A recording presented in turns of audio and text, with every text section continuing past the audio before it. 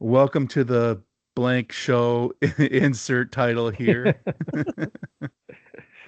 Yeah, Uh, three old '80s dudes.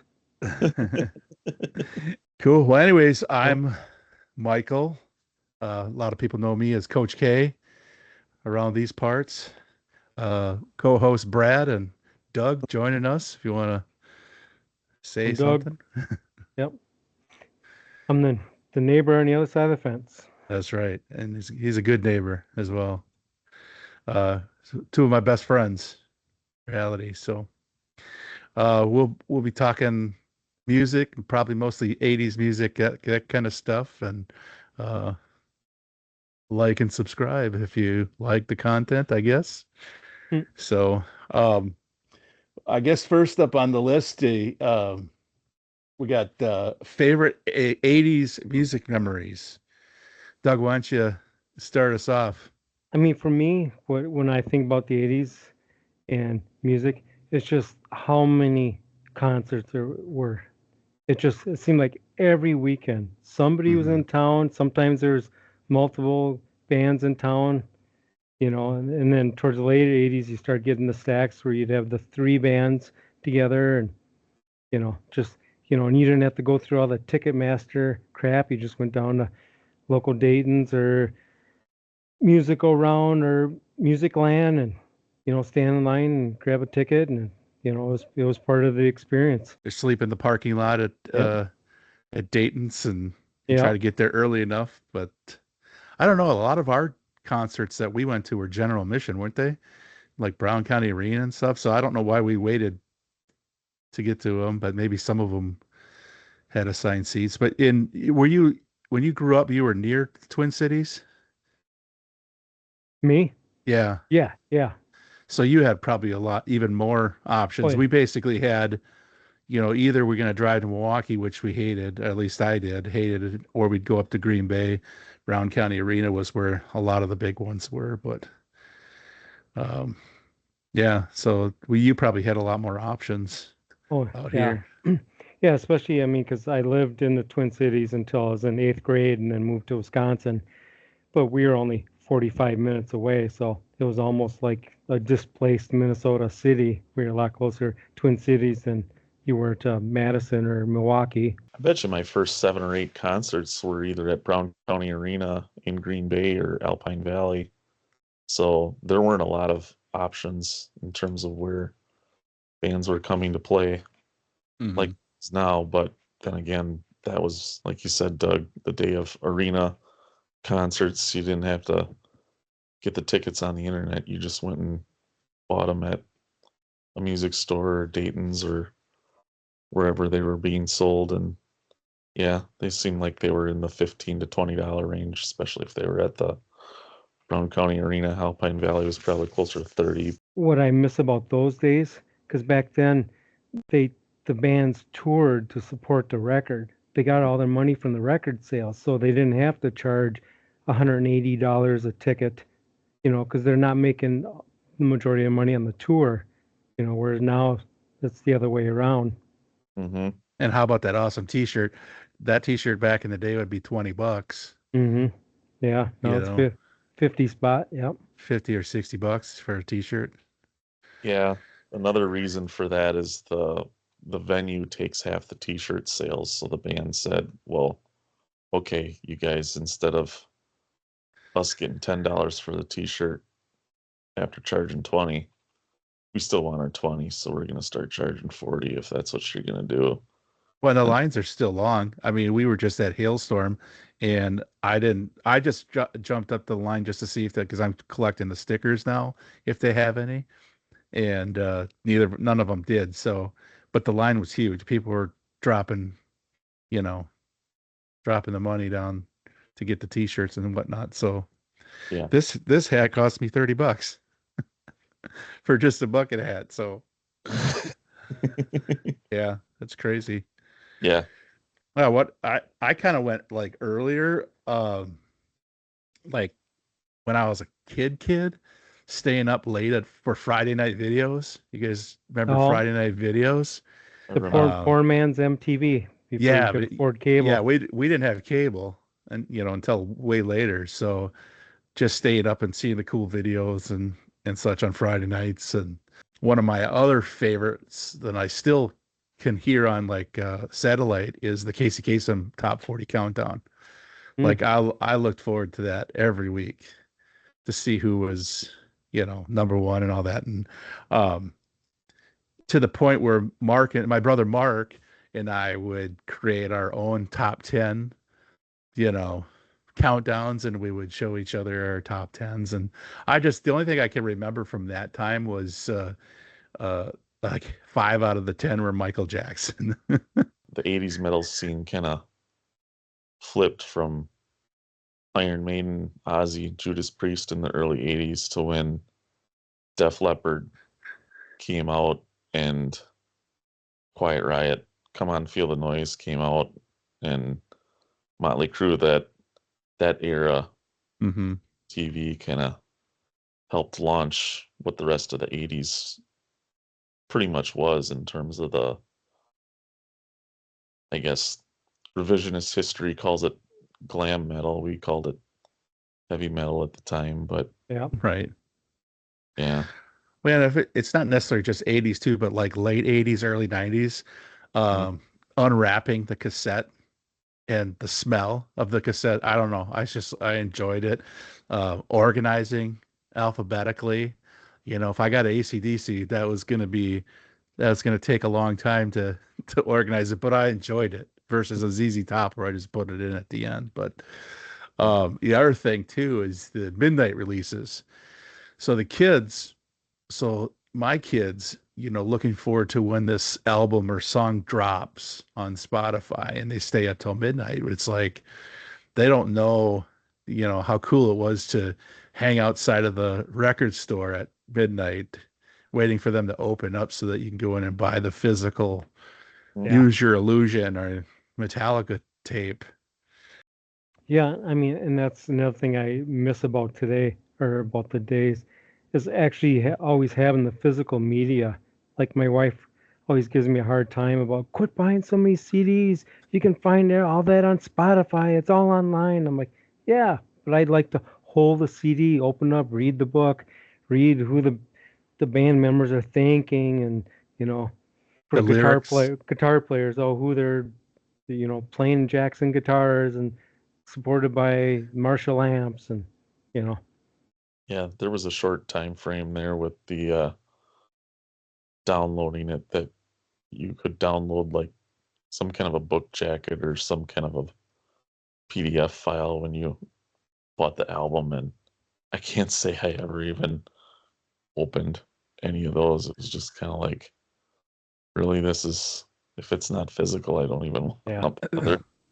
Yeah, that was probably the attempt to sway some of us old timers, so to speak, to switch media. But if you think about it, like I've got a bunch of records that were given to me from like my aunt, and you know, some of my first music things were LPs, and Hmm? then it was tapes, and I was probably the last one of our friend group to transfer to CDs just because I had so many cassettes, and it was just like I don't want to do that. And then next thing you know, I've got 700 CDs, and then Yeah.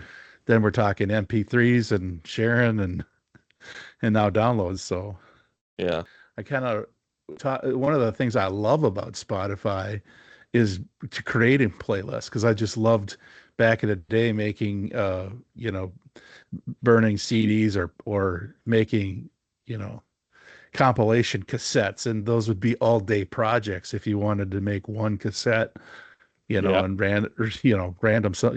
Yeah. random songs from other cassettes, and you just dub them from one to the other, and it was a day project. And it was, like I said, it still liked it, but now it's like, oh, I want to put 100 songs in a playlist and hit shuffle. I mean, I could do that in a half hour. yeah, I mean, but I mean, when CDs came in, to me it was just so awesome. Just I can hit seven, go right to track seven. I don't have to rewind, fast forward, and then you go hmm zip stack and yeah, Yeah, my buddy Chris moved in with me, and he had a 5 disc changer, and he went to CDs way before I did, and it was just kind of cool just putting 5 of them in there and just hitting shuffle, I mean, it would take a little bit to switch CDs, but I thought it was kind of cool. And I made a random mixtape off of whatever it shuffled. I did have a lot of tapes where it was like you could hear the song fading away and the DJ coming in because it's like, oh, I don't have that song, and I know it's coming on Top 9 at 9 or something like that, and I got to record it, so I have it. Yeah. Yeah, I don't think kids understand the struggle, and I don't know about you guys, but like I would make mixtapes for girls. That Yeah. was my thing. I would make mixtapes for girls and drop them off and have all these love songs and whatnot. But I put a lot of pride into that. Nah, Oh, you physically player, you. physically delivering a cassette. Yeah. The Michael Jackson era, um, those pop songs being really big in the early 80s. MTV probably really shaped my 80s experience. But yeah, when Come On, Feel the Noise and Rock of Ages was on MTV, I really liked it when Joe Elliott had that sword that he was going back and forth with. Oh, yep. Yeah, Scorpions Rock You Like a Hurricane. That era really turned me on to the genre, and then I feel like I wouldn't say it peaked for me, but it once Living on a Prayer and some of those songs were hitting big in the late 86, early 87. I remember watching an episode of Criminal Minds where that Sheldon type character, I don't remember what his name was, but he's super smart, and they were investigating some crime about music at what you hear when you're around the age 13, 14, 15 is usually the type of music that shapes what you will be interested in for the rest of your life. So, for me, it's 14 in 1989, and you think about some of the stuff that was out at that time. I mean, some of the biggest albums, Mm-hmm. even still, not everybody bought Guns N' Roses the day it came out, but, you get into mid 88 when Sweet Child of Mine's #1 on the radio, and there's that one. How many did that sell? And then the first Skid Row album was early 89, and some of those, the second Aerosmith, well, I shouldn't say second, but the second one after the comeback, Yeah. Pump was big, and Permanent Vacations, and yeah. Yeah. And you think about how, like 10 years ago, how all the kids today all of a sudden start discovering all that music through Rock Band and Guitar Hero. And it's like, hey, you don't have to Yeah. tell me about it. I lived through those songs, man. That's a soundtrack of my youth. yeah, I was thinking So, about that today because we're talking about like the movies like Bohemian Rhapsody coming out and all that. But I think for my kids, the big ones were like they were on a commercial and they would hear me play a song like, well, that's a Chrysler commercial or something like that. And it's like, no, that's just a regular song. And but then when, like you said, Rock Band and Guitar Hero came out, like then they really were getting into those kind of songs. yeah. And I always just had fun. The kids be playing that, like be playing "Here I Go Again" by Whitesnake, and I have my guitar on, and I'm playing for real along with it, and they're looking over like, "You're doing what's on the screen." Yeah. but you're not getting any points. Let's talk about some of the underrated bands that you guys like.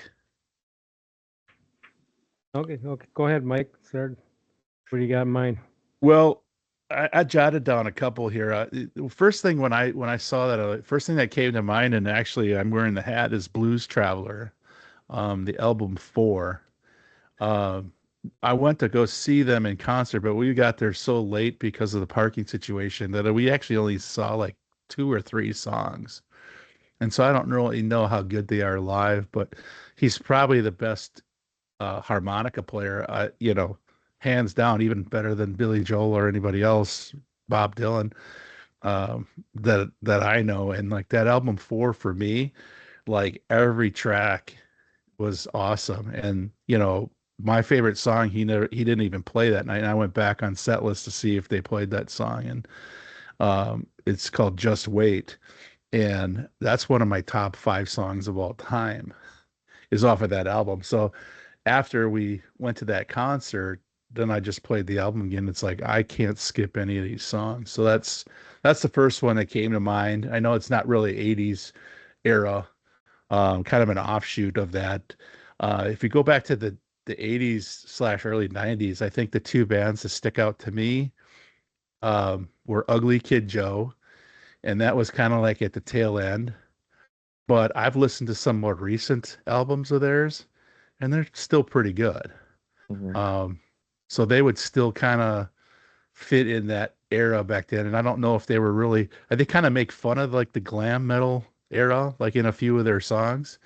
So I don't know if they really were a part of that, but I seen them live when they opened for Ozzy. And they only played a couple of songs because they were the first of 3. Um, and the other one for me in that era, and I don't know if they belong necessarily in glam metal, it was White Lion, just because of how artistic they actually were. If you listen to like some of the music and like the lyrics were always to do with something, political or something like that. So they weren't singing about, Yeah, it picking up wasn't all girls and sex, drug, and rock and roll. right, Yeah, right. yeah. But it fit well with the music of the time. But those two bands to me just popped up when I was thinking about that today. Like what bands were kind of underrated and kind of you get swept up into the hair band or the glam metal scene because that's the sound necessarily. But those were the two I was kind of thinking about. What about you, Brad? Um, yeah, just one more on White Lion. The guitar player. I don't know if I can ever say his name right. Vito Little Bratta. Vito. Brada.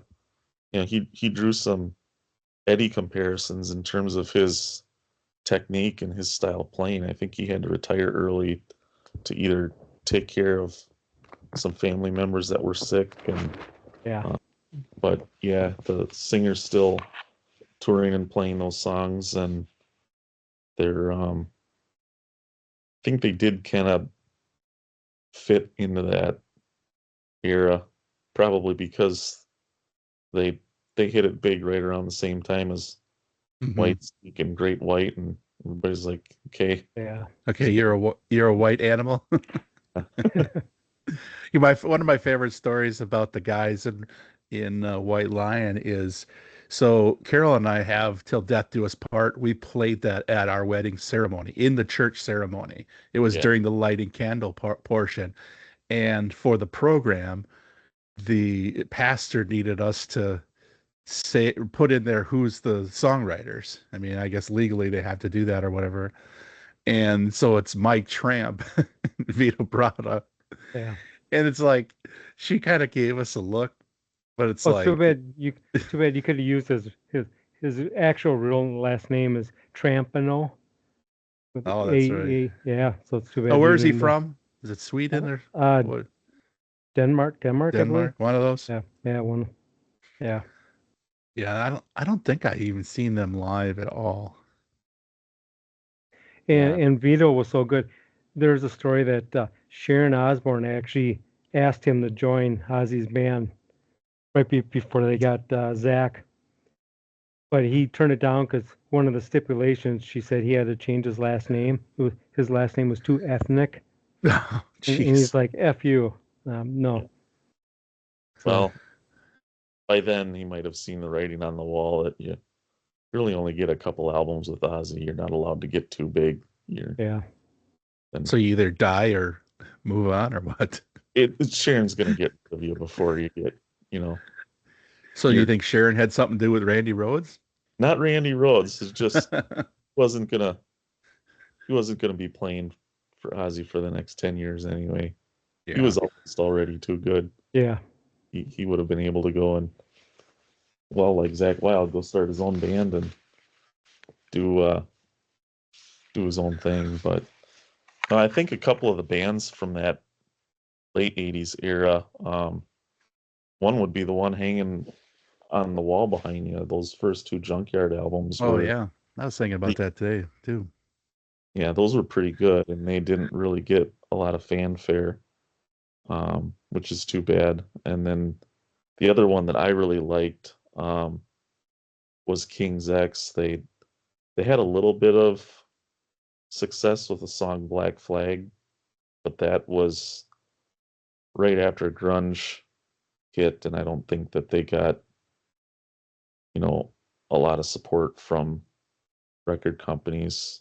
I don't remember them touring on their own. They seem to be still opening for other bands by the time that song hit. And they came out with an album in '94 called Dog Man that it had some grunge type of influence to it.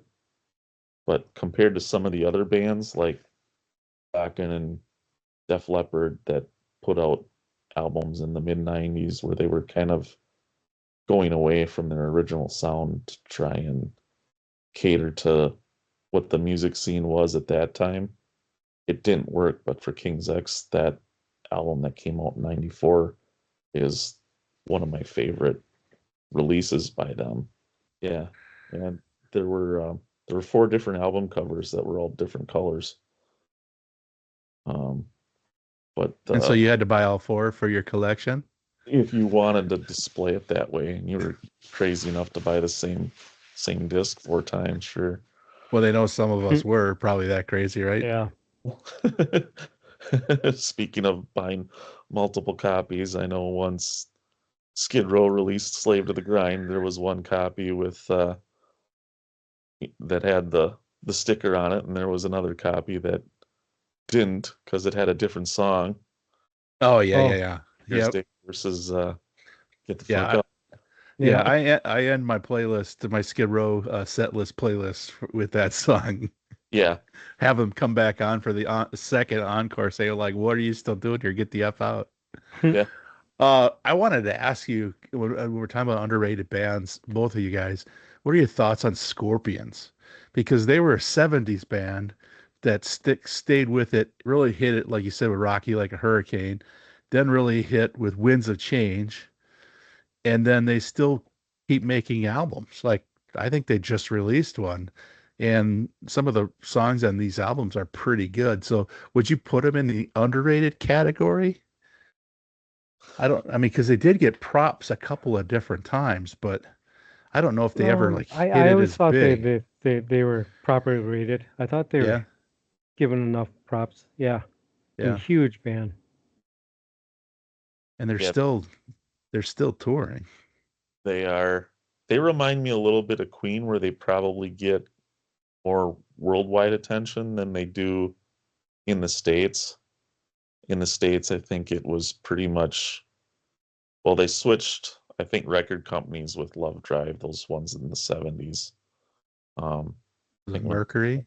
well, yeah, they kind of catered their sound a little bit more to be successful in America. Same thing that Whitesnake did when the self-titled album came out.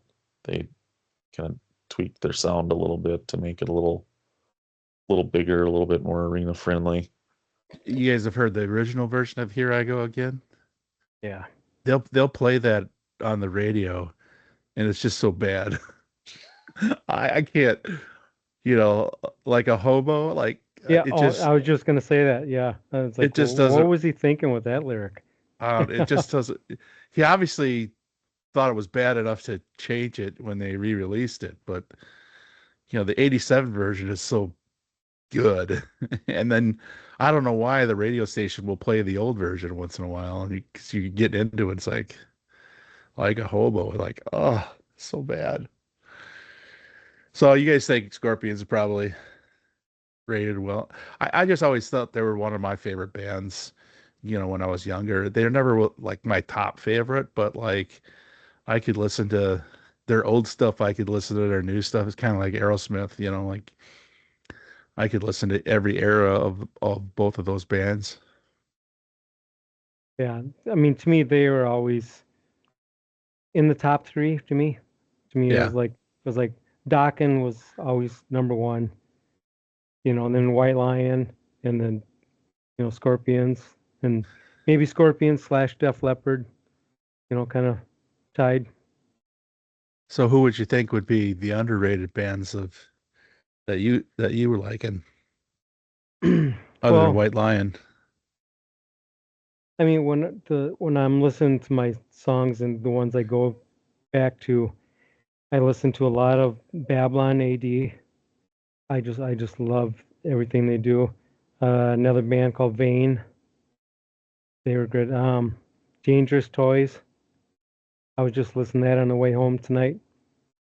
Yeah, I did not like Dangerous Toys when they came out. What? I Oh, know. I Mikey, did. it I know. hurt I me. did. Hurt me. I know. But then when you and I went and saw them live, I'm like, oh yeah, those I like those. I mean, I liked a couple of their songs, but they just were not like when I think of Dangerous, I was Danger over Dangerous Toys. Oh, yeah.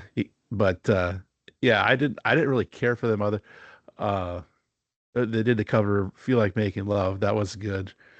Um but when we saw them live, then I kind of go back to that like, oh yeah, those were some good songs. So Hmm. Yeah, I Go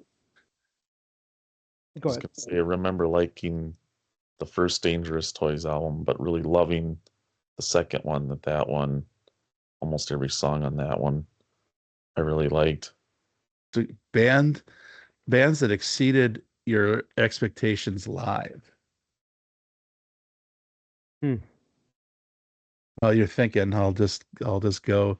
Um, I put three different ones on here, all kind of different bands. The first one I really thought of is Doug and I went to see Tom Kiefer a few years back, and he, Oh, I think when we go see bands now, it feels like they cash it in. This guy sang every song, gave energy to every song, dripping sweat. yeah. I was just gonna say, yeah, he was At wet the by end of the the end of the night. concert, his voice is, like I I've seen so many bands at that kind of venue that was like, okay, they're playing because they need to make money now because they don't have any money anymore. But Yeah. this guy played like his career depended on it. And you could just tell when they put that much love and heart and soul into it. So I really appreciated that. That was an unexpected, like, because I was just expecting, we'd go there and see Slaughter or this and that and the other, and Firehouse or whatever. It's like they're just playing to play, but this guy, like, he gave us our money's worth basically. Like he knew our money's hard earned, and he was going to put on a show, and it was a small venue, but it was like he gave it like he was playing the arena venues. And Yeah. then the two other ones that came to mind, again, not 80s hair bands, either one of them, but one is Weird Al.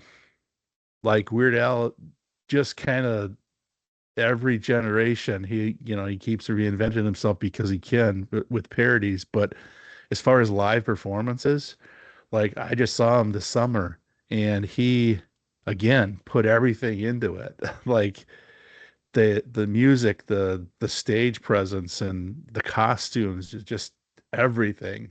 So he's another guy. And every time I've seen him, it's been like that. Um, and then I want to go back to early 90s REO Speedwagon. Now, Brad and I went and saw him not this last summer, but the summer before. But early 90s, when they brought on a couple of young guys into the band, it juiced them. And it was like a rock concert. It wasn't just like, 80s ballads, can't fight this feeling. Like the new songs had like some edge to them, not necessarily on the cassette, but live sounding. It was like, oh wow, this is really good. And I've probably seen REO Speedwagon 7, 8 times. So I don't think that they were as good as they were in the early 90s, but those guys are old too. What do you think of those? Doug, you were with us with Tom Kiefer. Yeah, that was a good one to bring up. I almost forgot about that. Yeah, he heart and soul, like you said, put it into that. He was so that's a good one. The other one, I saw Chicago once, and I mean, I knew 24, 25, 6 to 4, and a couple of the other ones, but when you go there and see them with all their horn section, and Was this I mean, I was going there. after Peter Cetera? I think it might because it was 1990, 91. Yeah, so Okay, he so would have went solo by then. yeah, But yeah, I mean, going there as a metalhead, 80s guy, and I'm like, wow, I can get down with this. That was cool. yeah. We saw went to Kansas City to watch a Chiefs Packer game, and we went to a barbecue, and they had this band. Was it four chickens and a Coke or four Cokes and a chicken? I can't remember. Whatever the line is from Animal House, that was the name of their band, and they had horn section, guitars, everything, and they played a couple of Chicago songs, and they had three different sets, and everybody kind of left after second set. It was just like a handful of us there, and they did 25 or 6 to 4, and it's like I was hoping they would do it, and they just killed it. So I can't imagine how Chicago would sound if, that song is just so awesome to see live, and so many people miss that band. But I would love to see Chicago in their prime doing that. They kind of get a bad rap with like the two separate kind of sounds. But for me, I dug both sounds. Like when I do a playlist, I mix them both together. Like I like both of them, pre and post Peter Cetera. But like the horn section, yeah, there's just some of those that if you could see live, just the different kind of instruments and whatever that aren't in your typical rock band. Hmm. Brad, how about you? What some live bands that exceeded your expectation? Yeah, I agree with Tom Kiefer. Just knowing the struggles that he's had with his voice in the past, and knowing that he does about hour and a half to 2 hour warm-ups and vocal exercises the day of the show. So you add that on top of his performance. Now you're talking about a lot of time spent. Or if him and John Bon Jovi have gotten together and Mhm. you know exchanged any notes on what to do. Um, some of those bands that you don't have expectations for and they blow you away tend to be opening bands that you wouldn't expect, a whole lot from, because you're not really going in even wanting to see them. But when I saw Primus open for Rush back in '94, I think I knew two or three of their songs. Jerry Was a Race Car Driver and My Name is Mud, the ones that were out at the time. And I didn't realize how talented that band was. I didn't realize they were a trio just like Rush. And I'm watching the guitar player and the drummer just go off, and they were all over the place. I mean, I knew Les Claypool was an awesome bassist, and he had his own style that didn't really fit into probably any other kind of genre of music. But watching them live was really a lot of fun. And then Mike, when we saw Night Ranger Oh yeah. Greenville in 2018, I've seen them twice since, and just watching those guys play and seeing how much fun they have.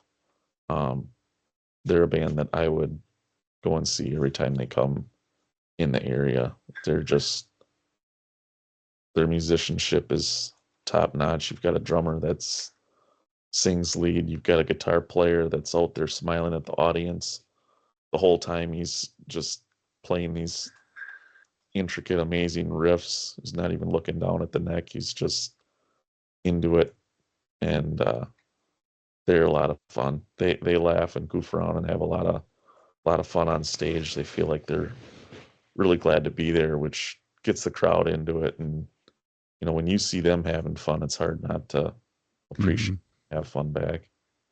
Well, like some of these bands treat, I get it's their job, it's their employment, but they treat it as such, and you can almost feel it when they do that. So then when you do have a band that looks like they're having fun and create that fun for, I go back to, and I think it was an interview I saw with Richard Marx and him bitching about having to play the hits when he goes out there, and it's like.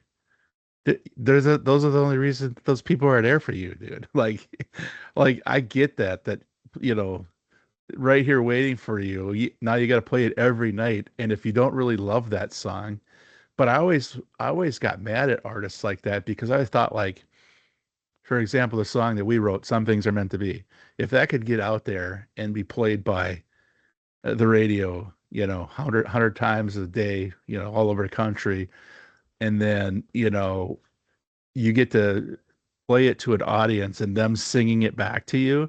I just think that would be the coolest thing ever in the world. And you're gonna stand up there like, oh, I don't have to play right here waiting again. Like, okay, dude, whatever, man. Like nobody wants to hear the new song that you came up with. Like they're here for that. And the fact that you could turn your mic off and put it to the crowd and they'd sing the whole thing back to you, like you got to be proud of that and not like, oh, I got to do it again. What would happen to Tommy Two Tone if he got sick of singing Jenny? No, I mean, Like you Doug have and to, I went to a concert. I don't remember who was I can't remember the main artist, but it was, I remember Accept opened up for them. Like the only song I know is Balls to the Walls, like from them. And it's just like everybody was waiting for that song at the end. And it's like, if you decided not to play that song, Yeah. like it's foolish to me. I get it if you get sick of something, but you gotta, if you have that kind of attitude, then just don't do it. Like, Yeah. well, at least he had more than one hit. Um, yeah, it is weird when artists kind of bash the success they've had. It's like, don't you understand how hard it is to have a hit, right. especially back then? I mean, radio is completely different now. I don't even understand what a hit even means anymore, but I've heard Radiohead say that they don't like playing Creep, and it's like, are you kidding me? I mean, if I went to one of their shows and they didn't play that song, I would not be happy about that. Right. So, That's funny because you going back to Richard Marx, I saw him on one of the Voice kind of shows. It wasn't the American Voice, it was some other voice. And there was some lady that had a different arrangement for him, and he was like in awe of it. And I think he made the comment about playing it that way or something like that. And it's like you can kind of do that then if you're really sick of playing that song that way, you can change it up and still make it the same song, but like a cool arrangement or something like that. If you're really sick of it, but don't complain about it. Like they made you who you are because of that song. yeah. So, Brad, something you said jogged my memory when you were talking about bands that kind of blew me away. The last Iron Maiden tour that came around, they had a band opening them called the Who, HHU, this Mongolian band. If you ever get a chance to see them live, they were, I can't even describe it. I mean, they had all these ethnic, like cello type electric instruments, and and then they had like a drum player, but then they also had one of those big those Oriental big bongo where they're doing the giant sticks, and they were so heavy, and it was, I mean, everything was all in Mongolian, so you couldn't understand a thing they were saying, but it was so Sometimes in just English you can't understand what bands are saying. Oh, yeah. yeah. So yeah, if you ever get a chance to see them, if they open up for somebody, highly recommend So that. they're the Who, but they're spelled how? It, HU. HU. Okay. So yeah, when I was going there, I'm like, well, they call themselves a Who, they were playing some Pinball Wizard or Baba O'Reilly. So, but yeah, they were awesome. And now to the flip side of that, bands that disappointed you. I usually have normal expectations on where these bands are, but the two that popped into my head, and I know it's kind of switching genres again, but George Jones for country, he's had all these hits from when he was, 60s, 70s, 80s. And we went there, Carol and I went there and saw him, and Confederate Railroad opened up for him, and they played longer than George Jones did.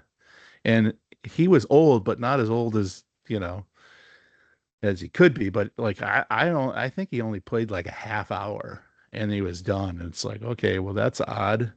Um, but going back to, our bands, um, this last Motley Crue show, and Doug watched it with us, and I had fun. Don't get me wrong, I had a good time, but I also paid like $150 for those tickets. And my very favorite concert, when I was a kid, or my first kind of real concert was Motley Crue, Dr. Feelgood show, and I think I paid $17, and that show made me want to be a rock star, like literally. And I knew going into seeing Vince Neil and all them, clips of those guys, I knew going into it, it wasn't going to be great. It's still, and even though I had fun, it's disappointing because of you're going to pay this much and it's not going to be their best effort. And Yeah. they probably should, pack it up or whatever, because, seeing a Motley Crue tribute band is better than seeing the real thing. It's like and so that's where I put the disappointment, even though I kind of knew what I was going into, but it's still like, that was my band when I was a sophomore in high school, like that, they were everything to me. And so I guess that I'm not to say that I had the expectations, because like I said, I knew going into it, it wasn't going to be that great, and I still had fun because luckily Doug and Lisa were at the state fair and we ran into them and I had extra tickets. But it just, it's just like, where this is my childhood. Like, you know, and if it was $17 like it was back in 1990, then yeah, but Hmm. $150 a ticket, like, Yeah. come Like, on. ouch. Yeah. Yeah, you stole my thunder on that one. Oh, I'm So, sorry. but actually, I was going to say the one I was most disappointed was on the Stadium Series tour. So they were actually better when we saw them at the State Fair than they were at the Okay. Stadium Series. And the group I was with, by and they on the Stadium Series, them and Def Leppard were flip flopping back and forth night to night on who was the headliner. And so Motley was the last group on that tour. And they got done, and we all looked at each other like they were the least favorite out of all five. We That's enjoyed Joan depressing. Jett more than Motley. So, and the other band, I would say disappointed. The only band I ever in my life have walked out on was Poison after CC left and they got Richie Kotzen, and I stayed for like half the show and left. It Really just, I mean, Richie Kotzen is like an insane guitar player, but to me it was just a not a bad fit. fit. He plays a telly and it was kind of thin sounding compared to, CC's, Jackson's and Marshalls, and yeah, it just didn't work for me. When my favorite Poison song is Fire and Ice, and they'll never play that live because of that. So like I would have kind of liked to see how they done that live, but like they're not going to play that. They're talking about having a 40th anniversary tour or whatever. Like they're going to play your normal hits from those three albums. They're not going to play, because I liked a couple of those songs on that album, but I could see what you're saying, that they're probably not a great fit. And well, Brad, I think you were telling me the story about why it wasn't a good fit. His guitar style was different from CC's, and yeah, I think they were more interested in him for his songwriting ability to help take some of the pressure off of Brett. When CC joined the band, he had talked dirty to me with him, and it's like, Hmm. I it's a condition of me joining this band that we need to do this song because it's gonna be big hit and it's going to break us. But yeah, Richie, he ended up doing some things with, Well, he took Ricky's yeah, girlfriend. yeah. Yep. I think they were engaged at the time, but Yeah, uh, that's not gonna play over real well. Yeah. it's not a good thing to keep you in the band. But well, hindsight probably should tell Ricky maybe he did him a favor. Yeah. If she was willing to do that, that it wasn't going to work anyway. So But how about you, Bren?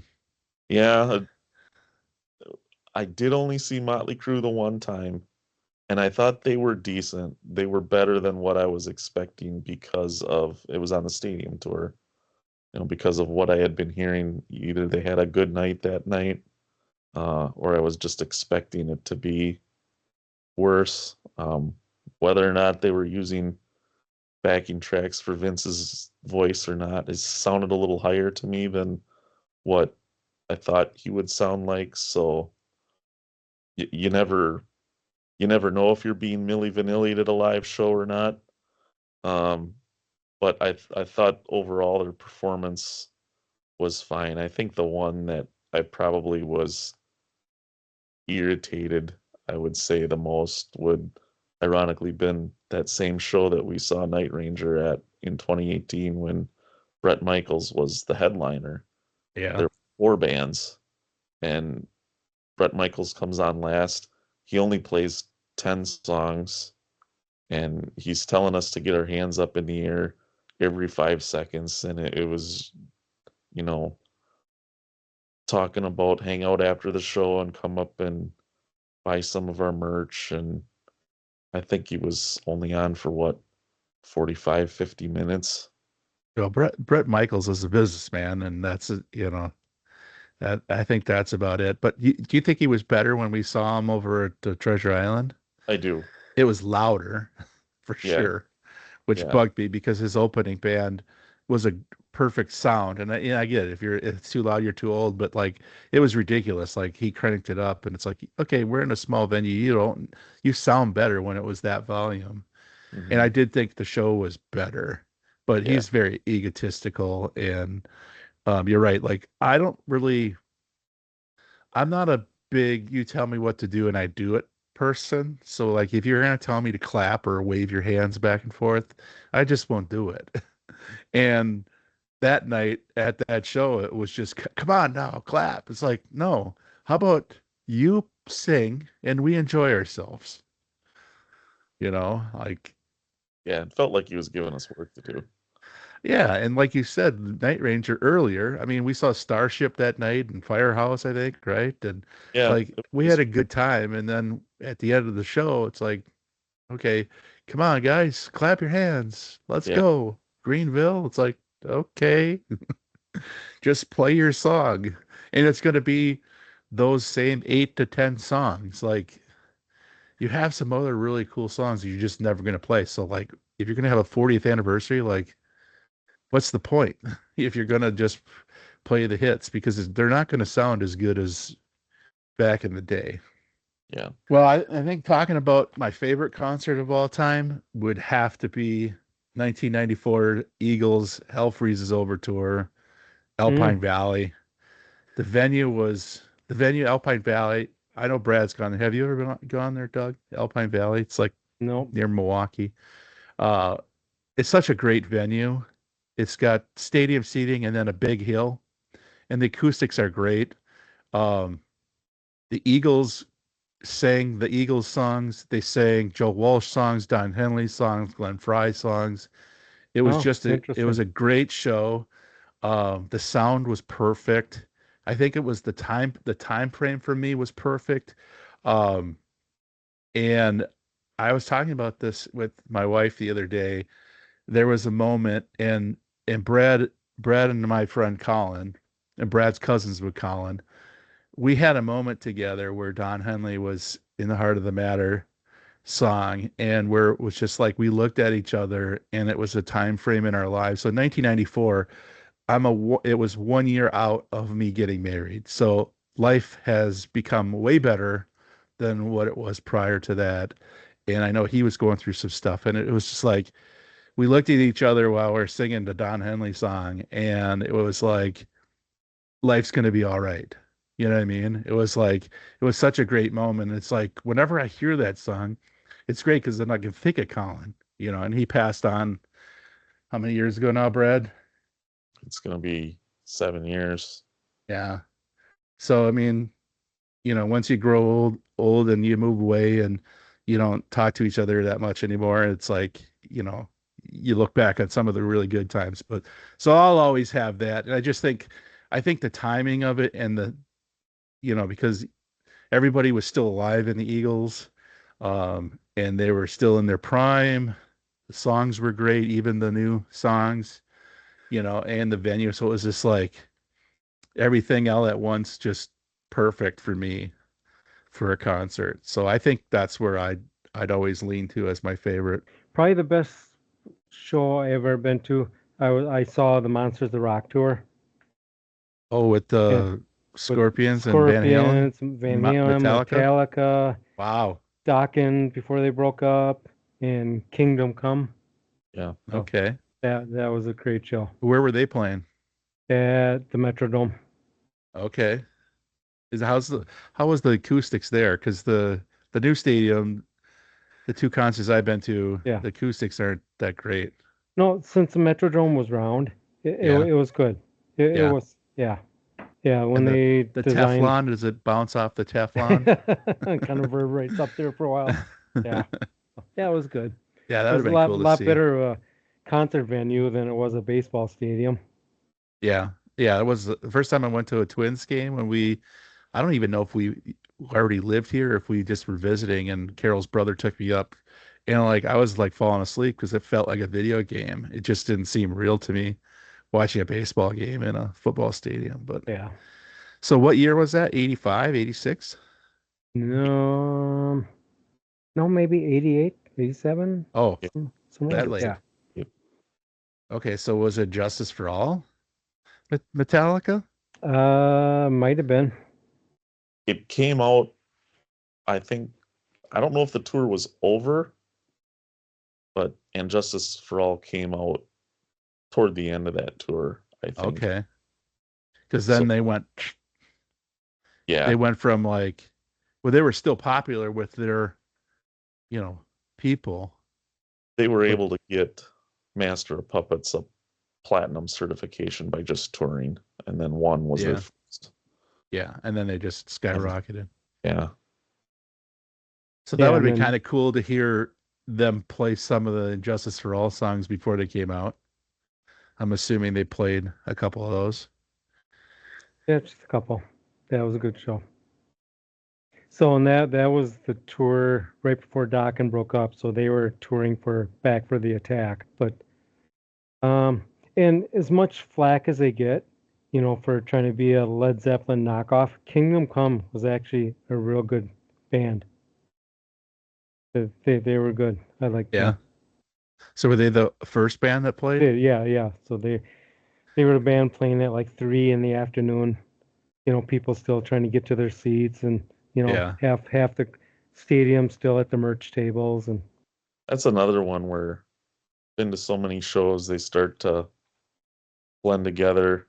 I don't know if it's so much the type of show that you're going for, if you're going for the theatrics or if you're going for um, just the music, or did they play the perfect set list that you wanted to hear, or is it just the people that you're with? Um, Billy Joel put on a really good show. Um, Took a long time before I was able to see him. He was at Lambeau about 5 years ago. Um, so I was glad I got to see him, and that was a lot of fun. But another one that we were at where it was just you, me, Colin, and Randy was the Tesla show. I think that one, when Firehouse opened on the Psychotic Supper tour, they put on a really good show, had a really good set. We had a lot of fun at that show. We did. The sound for Firehouse was awful. Like they couldn't get the sound right. The speakers were screechy, and but then for Tesla, they got it right, and that was a Yeah. fun time. Yep. Seeing that would have been good to see him back then before Jeff Keith's voice kind of got all scratchy like it is now. And Mm. Yeah, they were just out here not too long ago. oh, Yeah, they're I here think it. like almost every year on the Yeah, year. we talk about bands that um, we didn't appreciate when we were younger. And there's so many of them. I picked out three today to talk about, but like I could even go back to some of the pop songs that I detested in high school that I like today. I mean, but as far as bands go, the three that I thought about today were Pink Floyd. I guess you can kind of throw Led Zeppelin in there, but Pink Floyd, when anybody I knew that liked Pink Floyd in high school, I thought was a stoner. I didn't I didn't appreciate the music, but like now I'll put them in and it's like, wow, that's pretty good. Um, and then the other two, Hall and Oates, um, and The Police. And the reason those two came up in my brain is I recently put together some playlists for both of those bands. And it's like, wow, it's like I didn't appreciate I didn't appreciate these when I was younger. Like you had the hits, but like it wasn't like something I would want to go see. I wouldn't want to go see Hall and Oates, but like now I kind of like, wow, it would have been nice to see them when they were together and in their prime or whatever. And I know Daryl Hall has his show that I like watching every once in a while where he's got the musicians come in where they sing his songs and he sings their songs and whatnot. So um yeah, so those are the three that kind of came to my mind.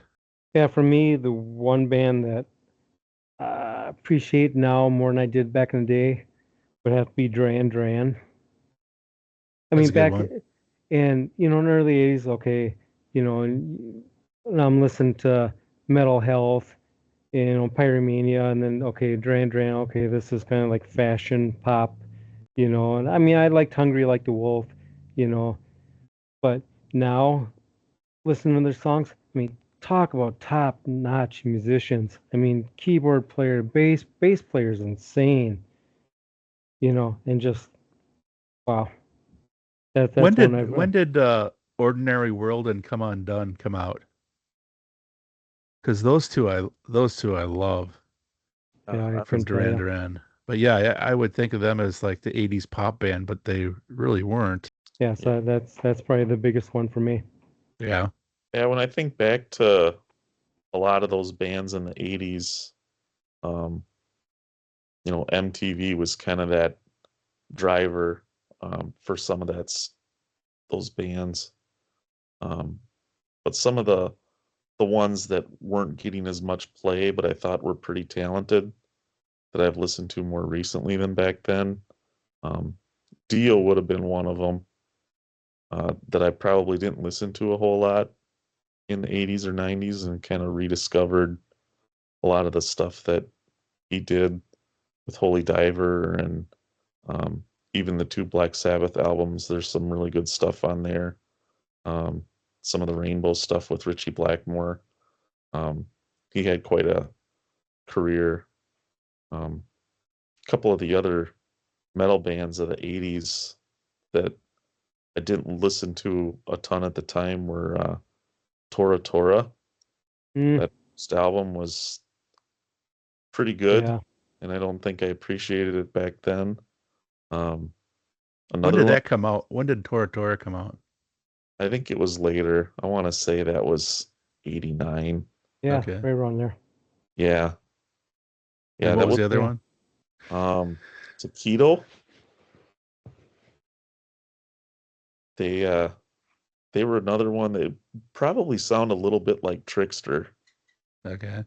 but they probably came out around that same time, and that was one of the things where the sound of the bands and the styles of the bands when you got to about 89, 90, it was starting to muddle together a little bit where the identities of some of those bands were starting to blend together and get lost. There were some standouts like Slaughter. I didn't think that there were really any other bands that sounded a lot like Slaughter when they came out. same with Steelheart. When they hit, they were like, wow, this is really good. But Yeah.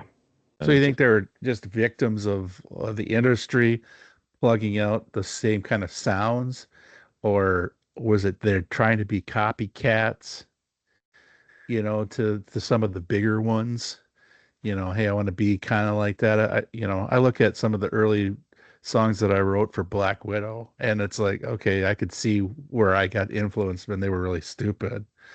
But I also think, thinking about this subject today, um, I I know it's partly that, but I feel if I look back at the grunge era coming in, it feels like a Trojan horse to me because we welcomed them in as ours. You know, we we liked that kind of music, and it wasn't the same as what we were listening to, but we welcomed kind of them into our home, the Soundgardens, the Pearl Jams, the Nirvanas, Stone Temple Pilots. We welcomed them in, but we didn't know what that meant for the type of music that we liked. Because after that, that's why I gravitated towards Daughtry and Nickelback because they were the closest things that were like the music that I really loved in that era. And I wasn't ready for that era to be done just because I liked some new stuff coming in that sounded different. yeah, and it's funny when you look back, living through that time.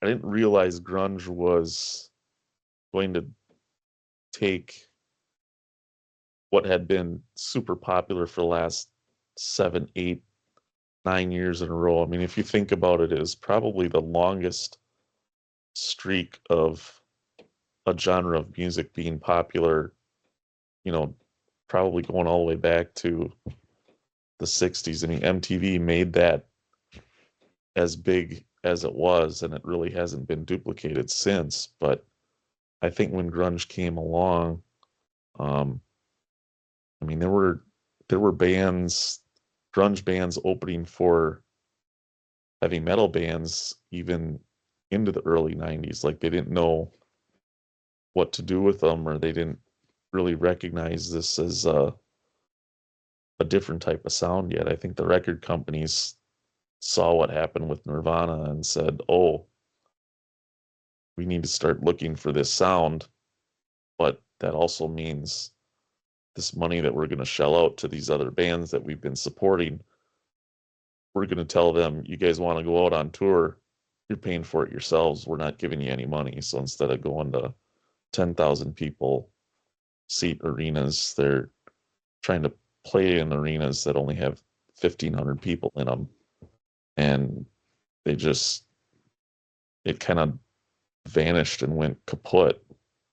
And I know grunge gets a lot of the blame for that, but having so many of those bands in the LA music scene at that time that were starting to get there because they were seeing all these bands before them be successful.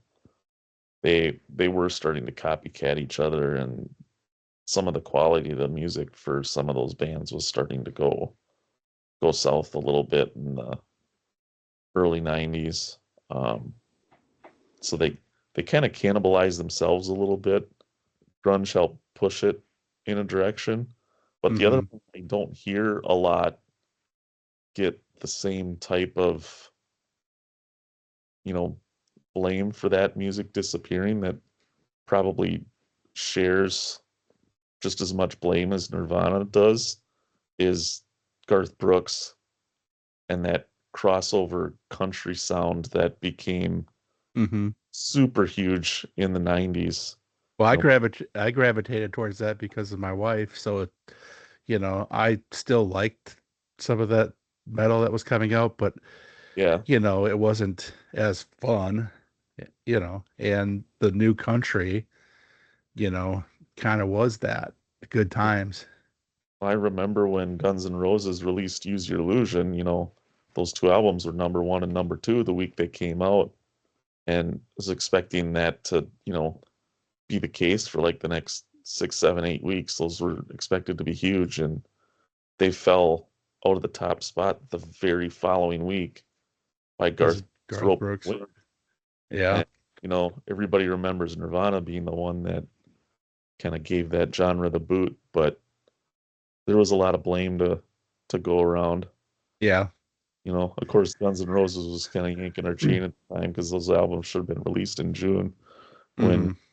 You Could Be Mine was all over MTV, but they're out on stage playing every night, but the albums are still being produced. Doug, out of the three of us, I mean, obviously you're a couple years older, and I feel like you still represent that era, uh, staunchly, and you love it. You still love today, going Yeah. to seeing those bands. What was your thoughts on the end of that era? Yeah, and this is something that always gets me going. Yeah.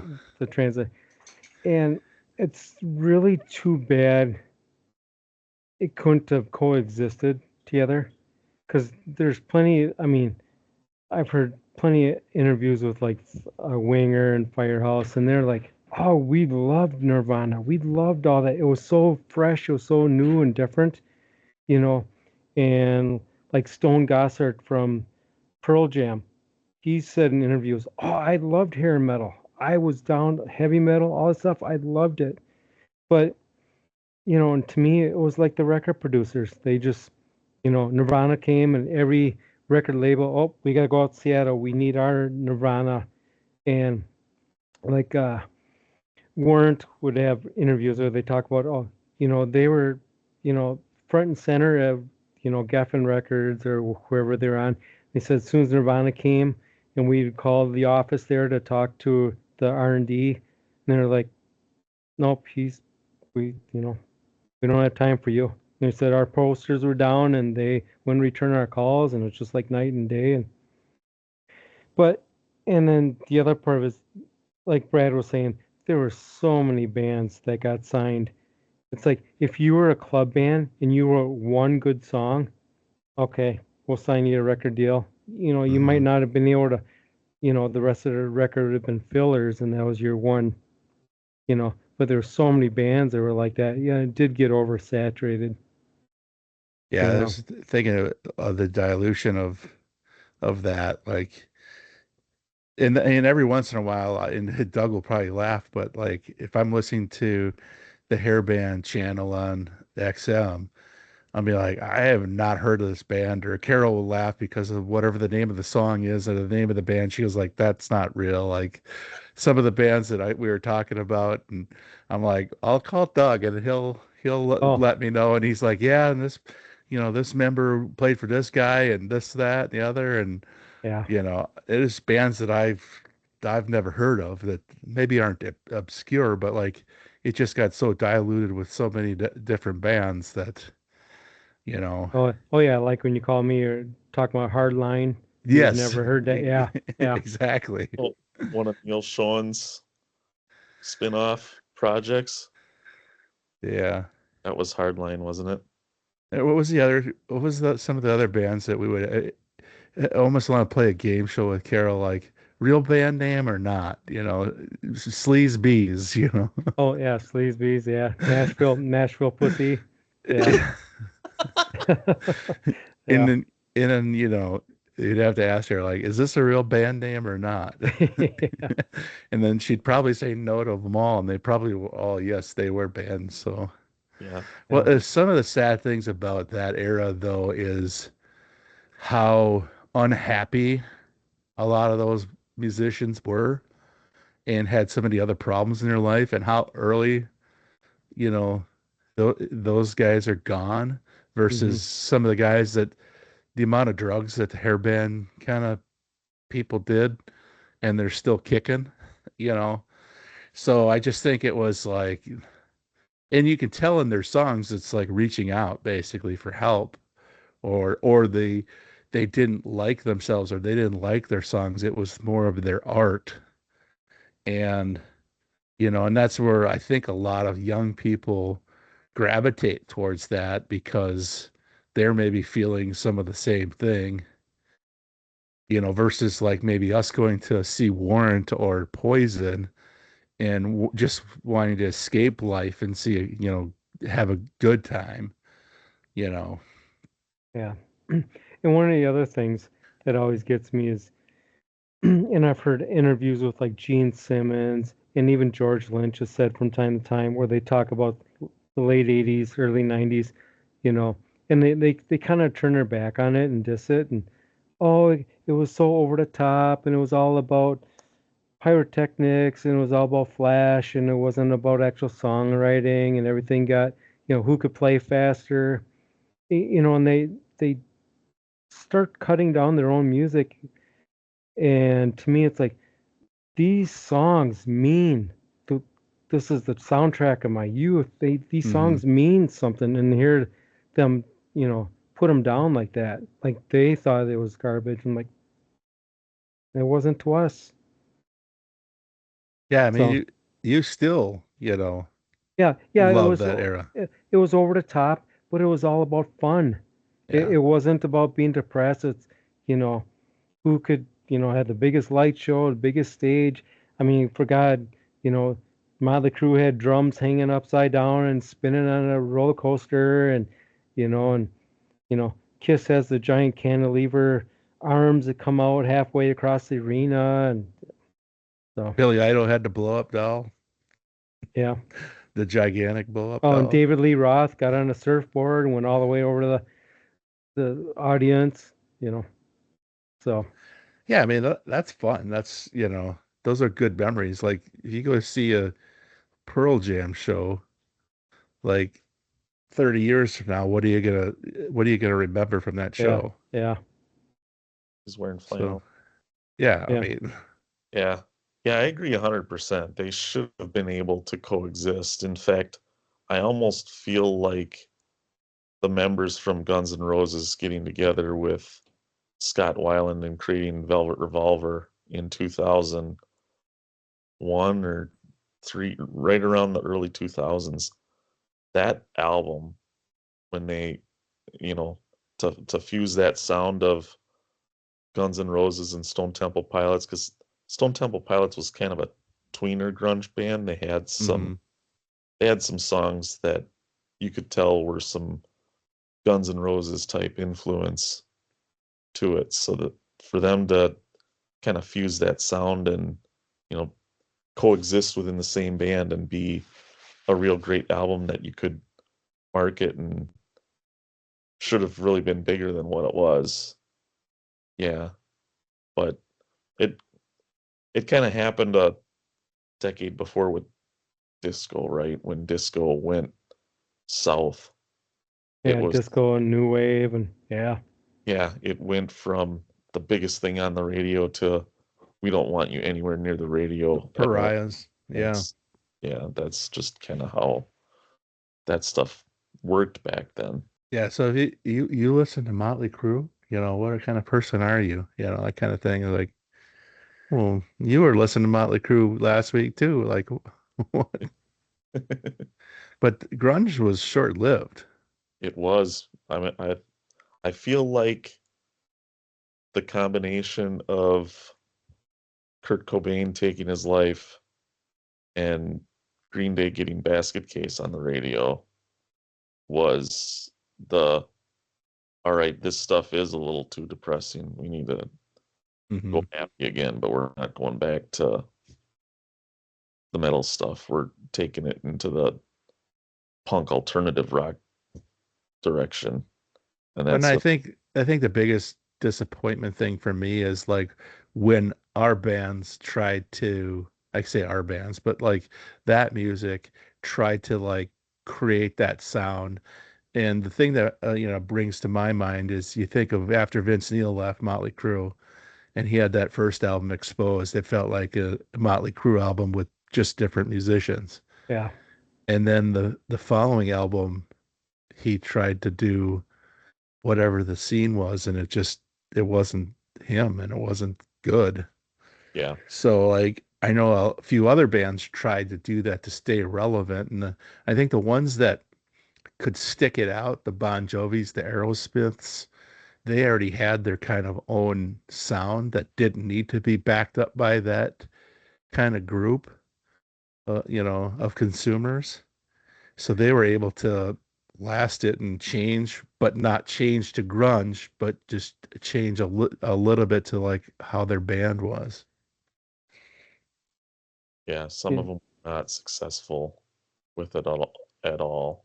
Um, but they're the ones that, Bon Jovi, I remember Colin saying when It's My Life came out, I mean, they're still using the talk box in it, so it's got a Bon Jovi sound. Hmm. But he said, if I didn't know this was Bon Jovi, I could have swore this was a Backstreet Boys song. It's just got that kind of a beat where it's trying to sound a little bit newer and a little bit more current, and it doesn't feel as genuine as their old. Hmm. It ended up being a big hit, which to their credit, great. If you can pull that off 10 years after you know, people stop listening to your style of music. But yeah, there weren't And a then lot of bands being able to create great music long after their time was done. Aerosmith hits it big with the soundtrack song that they get their first number one. So they kind of extend their life a bit, you Hmm. know. Yeah, those legendary bands get a little bit more leeway, I think, if they've been Yeah. around 20, 25 years, then get a little bit more leeway. But some of them, and I was guilty of this, I have a band I really like that comes out with three, four great albums, and all of a sudden they come out with a one bad one. It's like, I think I'm done with them. Unless I hear a really great song in the future. I was really worried about Def Leppard after they released Slang because I didn't like that one at all. So when they released Euphoria and it was back to their original sound, it was like, oh, thank God they're back. Do you Yeah. think It's it's just, do you think it's from us growing up though too? Like I talked about, going and opening that cassette and looking at the liner notes and seeing the lyrics. Like we didn't consume it that way, so we didn't, we put it in maybe to listen to the CD or the download or whatever, and we gave it a once. When we bought that cassette, it was in our car, you know, everywhere we went. That song, that cassette was in our car when we first got it. So could that have something to do with it? If mm, it's good, it didn't come out of the deck, but if it was junk, it would get one spin and True. then throw it in your tape case and that was it. Yeah. So where does that leave rock music now? Like, is there hope for rock music? And I say I've got a lot of different tastes, but I still like a good heavy sound. But also like for me, seeing live music, seeing cover bands, because cover bands sound more like the bands, when we actually saw them when they were good. Um, and just like different tastes of music and just discovering, sometimes you just discover, I know I discovered a band that was from Minnesota. They were more like shoot, what's that band's name? Anyway, they were from St. Cloud, and I just found them by accident going through Reverb Nation, or when we went to see Motley Crue at the State Fair that time.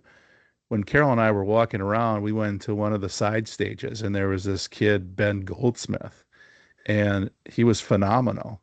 And we went home and listened to his album, and now we play it, his songs all the time.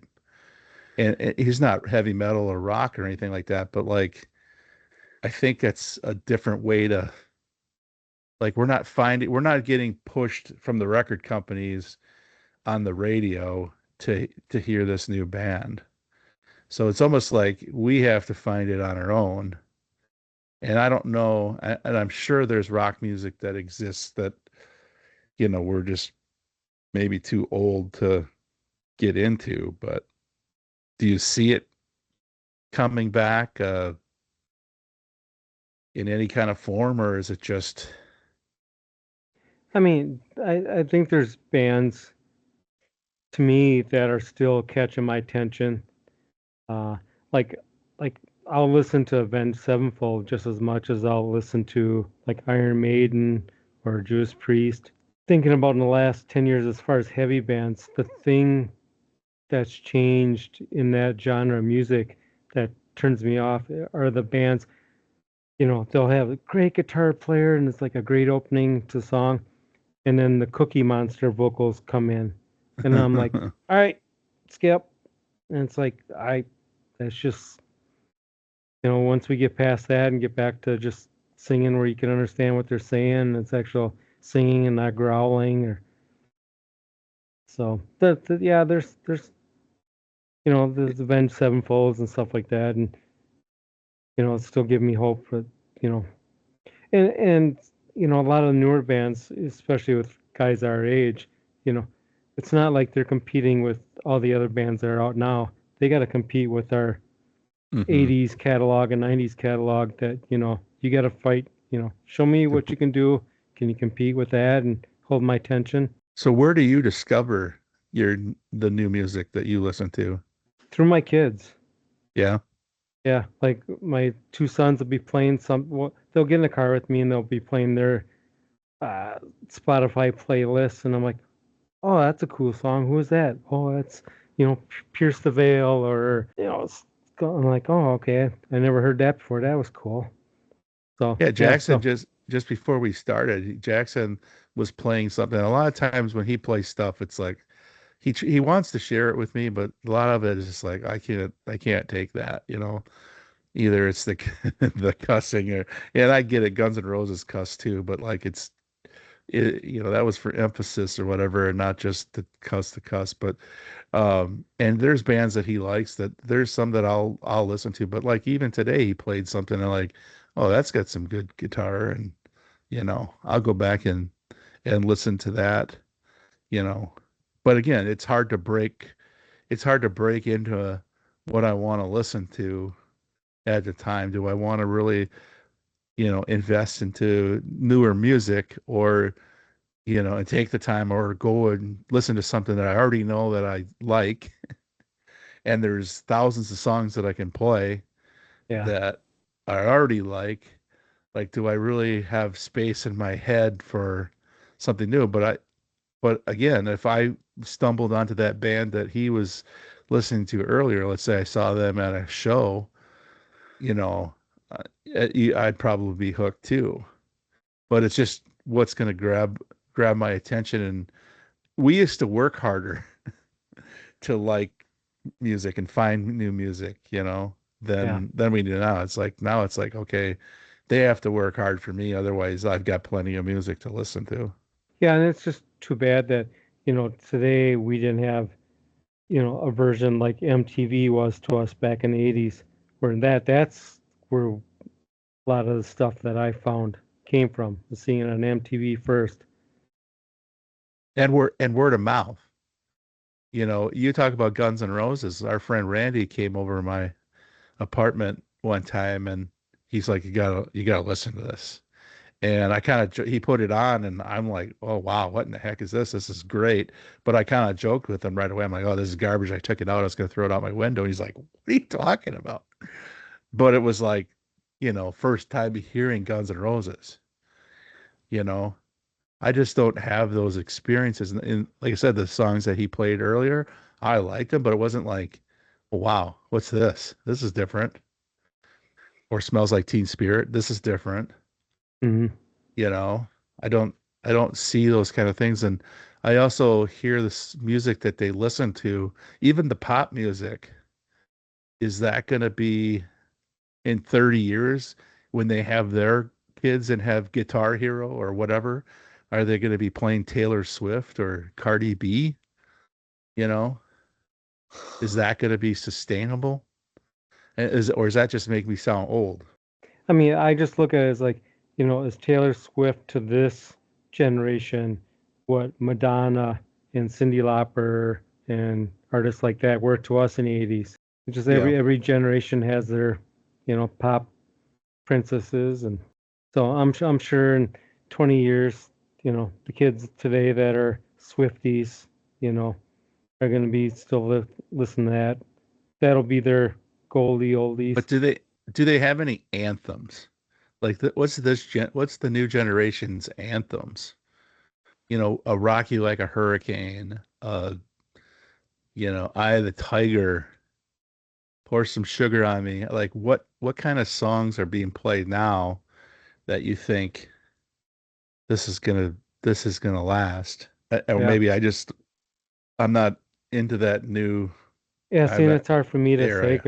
because I don't give the newer music like that today as much of my attention as I would in Hmm. the 80s. Like even in the 80s when I was listening to Def Leppard, Accept, Motley Crue, you know, I would still, I could enjoy Cyndi Lauper, or, whatever the pop songs were. But I don't know if the kids today that are listening to Avenged Sevenfold, are they giving that side the same amount of attention as we would back in the 80s? Apparently, the kids are listening to a lot of Bad Bunny because we get super. Well, I know the internet makes fun of us old timers that don't know enough Bad Bunny to, you know. I do need a Weird Al Super Bowl halftime show or a Metallica. But Weird Al, I think it would be perfect. It would be awesome, but when it comes to the halftime shows, it's probably a little off topic. But Janet Jackson kind of wrecked it because after that, there was about 10 Super Bowls in a row of all of our legends that we loved growing up, where there was zero chance of a wardrobe malfunction. Tom Petty and the Rolling Stones and the Who and all of those bands that started playing. And I think it was the Packers Super Bowl, ironically, 45, where it started with the Black Eyed Peas, and it's just kind of kept going for the last 15 years of its hip hop. And that's what the kids like now. There's no Yeah. MTV to promote anything else. It's either hip hop or country. They're still It would seeing. be nice to have a Super Bowl with some guitars in it. Ironically, I think Slash showed up at that Black Eyed Peas one, if I remember right, if I remember the right Super Bowl halftime. But But Which is too bad because the greatest Super Bowl halftime show involving guitar, happened to be Prince standing up there, mhm. rain coming down. They get the shadow box effects going, and Yep. make him for 5 times bigger than he is. I mean, you never top that, no, Yep. and you're not going to top that with, you know, all the hip hop and 80,000 dancers and doing 5 seconds of his songs, and then going into another one. Yeah, just too disjointed to me. yeah. Do you think there'll be a breaking point at L, or I mean, or is just always going to be? I'm wondering if this Super Bowl is gonna change it because now, when Bad Bunny's been announced, now, you got the Charlie Kirk Foundation doing their version of the halftime show. Is it gonna be people are gonna start, because before it's all it was. You had the halftime show or you had the Puppy Bowl if you wanted something completely different. Well, Yeah. You know, for me, it's a good time just to use the restroom and get some food at Steve's house. yeah. For a lot of people, it's just an event. And if it's my team, I'm too into the game. But if it's the game, I'm more interested in that. And then even the commercials, but those seem to have been not as great either. But Right. so then you get to halftime show and it's like, okay, now you can use the bathroom and mingle a bit or whatever. I don't know if that's going to change anytime soon or not. I think the company that chooses the entertainment for halftime is owned by Beyonce and Jay-Z, so there's some Oh, influence there, but you'd think the NFL would have the final say, and with all of the Taylor Swift, Travis Kelce attention the last couple of years, I think she would be a fairly popular candidate to, I think she'll take one once he retires. yeah, I can't imagine like the pressure that would be on if the Chiefs are in the Super Bowl and she's the halftime show. Well, then the other thing that I think makes it hard for the halftime show is because I've heard that they make the artist has to pay and to play. Hmm. They pay for all the performance and all the production of it. So you get all these hip hop up and comers, that want to promote themselves. Are you going to get the established rock bands? They're going to say, "Oh, okay, we'll pay $3 million to play for your 20-minute halftime show." Yeah. Yeah. I Yeah, don't. because they're probably promoting their new album or whatever, and the guys that have been around are probably not gonna, Hmm. even if Metallica did one and had a new album, nobody wants to hear songs from the new album from Metallica. You know, they want to hear the hits, the ones from their youth, Yeah. and that's not going to promote their new album unless there's a up and coming band that like keep going back to Nickelback and Torture or whatever, but I don't know if that kind of music has a comeback or not. I don't know. They get a lot of hate, but they sell a lot of albums because you know, they're made to four-chord it and people See, to and that's one thing I never understood is the Nickelback, you know, hatred. Yeah, so they get played a whole lot. It's not their problem, and you know, thank God Def Leppard never went through that, and hysteria. right. When every other song on the radio was one of their 9 hits from the record. Hmm. MTV Countdown or whatever when you come home from school, there was 3 Def Leppard songs on it. Yeah, I think the other, besides MTV, in terms of trying to find new music, that was a way back then. But I don't know that the radio is used the same way today. That, like, we could call up our local radio station and ask to hear a song. I don't Hmm. can do that anymore, right? It's all No. corporate playlists. Some of Hmm. them Carol's are decent, Carol's brother Nathan works at a radio station, and there's nobody that's there. It's all programmed in. and So your whole day is pretty much programmed, and you don't have a DJ spinning records. right? And that's how some bands got popular. Is a Mhm. local DJ would find an album or a song and play it. Everybody in that song or in that town would keep asking for them to play it, and then it just gets popular. That's never going to happen again. So how does a top 40 even get determined anymore? I don't, they just count downloads? Their plays, I don't know. Because as soon as Ozzy died, the 9 of the top 10 downloads on Spotify were Ozzy songs. Yeah, So and wasn't there a couple? There's a couple bands. Their greatest hits have been on the top 200 charts for like 30 years. yeah, So I don't understand how that gets done, hmm or if it's even as big of a deal as it was back in the day to hear you get you in the top 40 countdown because they're not making money on Spotify plays, you no. know, And and nobody's buying CDs. no, I heard the last rock song to make it into the top 10 was a song by Shinedown back in 2009. Hmm. So if you look in the last, you're talking 15 years. In the Yeah. last years, kids haven't been listening to rock enough to make it popular. So that's kind of prompts the rock is dead talk, which, And YouTube, like for me, like just for example, Disturb Sound of Silence, I didn't listen to the Disturb album at all, because a lot of people have heard that way before I did. But then I find it on YouTube, and basically I'm finding reactions of people listening to that song, and that's how I find music is through like that algorithm on YouTube.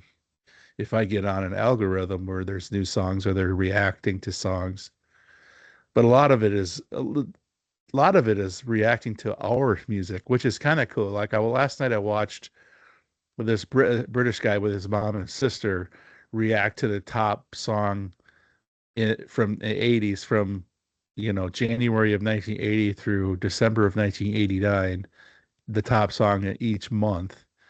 And it's just, again, to us, it's most, there was like 2 or 3 songs I had no clue, but most of them are bangers that everybody would know, from Madonna, Whitney Houston, Lionel Richie, all the way through. But I actually enjoy watching like younger people discover new music and their reactions to it. And the one I just saw recently was my favorite band right now is Matchbox 20. And they were reacting to somebody reacting to their song. So that was kind of cool because it's this guy that just likes all kinds of music and he's got a great reactions when you watch his video. And they're like, I want to watch this guy listen to all of our songs.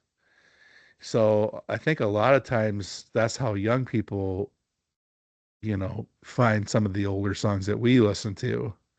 So I wonder if it's maybe we need to do reactions to, our kids' music, you know, and maybe we'll enjoy it a little bit more. I mean, there's a YouTuber I follow. His name Rick Beato, Oh yeah, I and like Rick. when he does his, let's look at Spotify's top 10 list. This, and are there any rock songs on there this week? And then and he's like, okay, well, this song that's all auto tune. Okay, this next song that's all auto tune, and it's just Is it yeah. because people can make music like right here, like right now in their basement, in their bedroom, or is it the industry? I have heard that argument that since 2000, there isn't a ton of music being made in your classic music studio anymore. It's being made on a laptop, and that's disheartening. Yeah, because I don't play a lot of instruments like Doug, obviously, but I don't need to. I could tell ChatGPT or somebody to create it for me.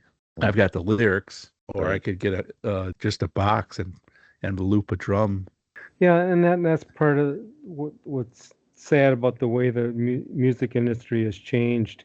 Because you think, I mean, it was super expensive to go and make records, get studio time, and you got bands like Poison when they did their first record, they were going in over the middle of the night because Stevie Nicks had the record studio booked out, but she was all coked out half the time, so she wasn't there. So they said, okay, when she doesn't show up, you guys can come in and record, do it on the cheap, well, you make that record, for $5,000, and now you could do the same thing for, with a laptop and Pro Tools and virtual instruments, but you don't have the producer or somebody there guiding you and pushing you and telling you, oh, no, this sucks. You got to redo it.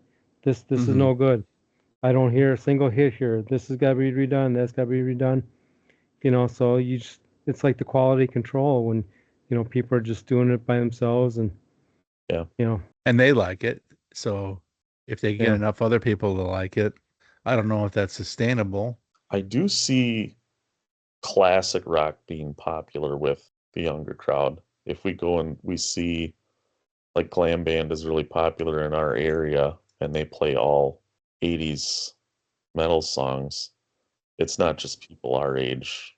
There are younger people there and they do tend to draw pretty big crowds wherever they go. So that helps. It's just the modern rock sound doesn't seem to exist right now, and whether it'll come back or how it'll come back, I don't know. Do you have enough room in your heart for new rock bands? Or are you satisfied with your collection that you have right now? I think when I'm going to look for no new music, I'm going to look at the bands that I already like and say, what other songs do these guys have that I haven't heard? Hmm. Their entire catalog. If I haven't, dig deeper. Sometimes you can find those diamonds in the rough. That's kind of what I found with Ugly Kid Joe. Like when I was putting together their set list playlist that I have, like I would go on setlist.fm and like, okay, what did they recently play? And I would go like, oh, this actually is pretty good. Or giving like the Motley Crue album that I hated. after Decade of Decadence with no Vince Neil. I hated that when I was younger. The John Corabi era. Yeah, I mean, I hated it because it wasn't what my Motley Crue was. But like Smoke the Sky, that's one of my favorite Motley Crue songs. And like just kind of maybe going back to some of them that we didn't give a chance to and finding those hidden gems. Yeah, if you listen to that, not thinking that it's a Motley Crue record, it's just like, here's this new band. What do you think Right, of the song? right. Yeah, you're still upset that they fired your hero after Hmm. probably 10 of the best years any of those bands in terms of success had. And you're invited, but your friend can't come. Should have been a Motley Crue song. Like Hmm. they should be playing that live. I don't know. I for me, I'd have to like just keep a short playlist or album on repeat. So I plug it into my head over and over to get me to like something new. Where it's sustainable, where I would go back to it. And that's what I talked about with this Ben Goldsmith. Like he's just this young kid, but talented as all hell. And his songs are short, they're, catchy, they're meaningful, and I could listen to it over and over. And that's what I'm kind of looking for is bands music like that where I'd crave to put it on, I'd be in the mood, I got to listen to it. If I'm really thinking about it when I start my work day and I turn Spotify on, what am I in the mood for today? And I'm all probably 90% of the time I'm gravitating towards something that is from the past that I enjoy, that I know that I can Hmm. put on and work, and I'm gonna get stuff done while it's on. And I feel like it takes energy to branch out and try to find something new. I would say, yeah, I was a late adopter to Spotify. I resisted it forever, and my wife kept, you know, why are you listening all your 400 CDs? It's all online. You can listen to that. And I'm like, but these are my songs.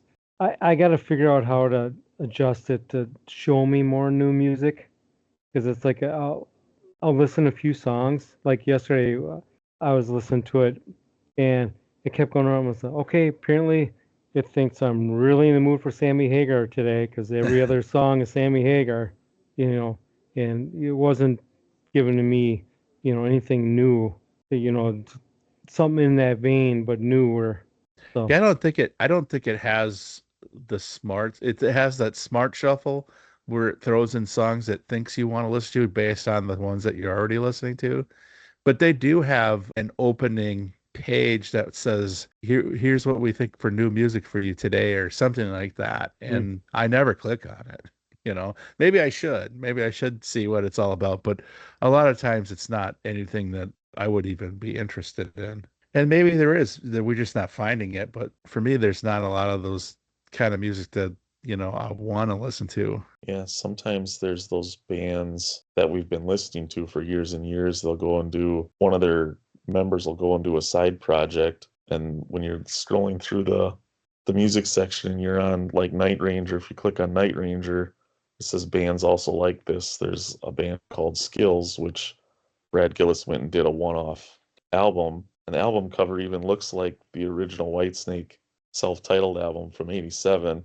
Really? It's, yeah, it's like we want to kind of throw it in people's faces that this is an '80s sounding, music, but it's new. And that stuff was pretty good. I think Mike, I told you about that other one that had a Journey sound to it, and yeah, it's Dean Castra Nova, or however you say his oh yeah, name. Dean, yeah, the I drummer, yeah. think it was called Revolution Saints. Was that Yeah, I think so. the band? Jack Blades might have even been in that one too. And there's some pretty good, powerful arena rock type sound coming from them.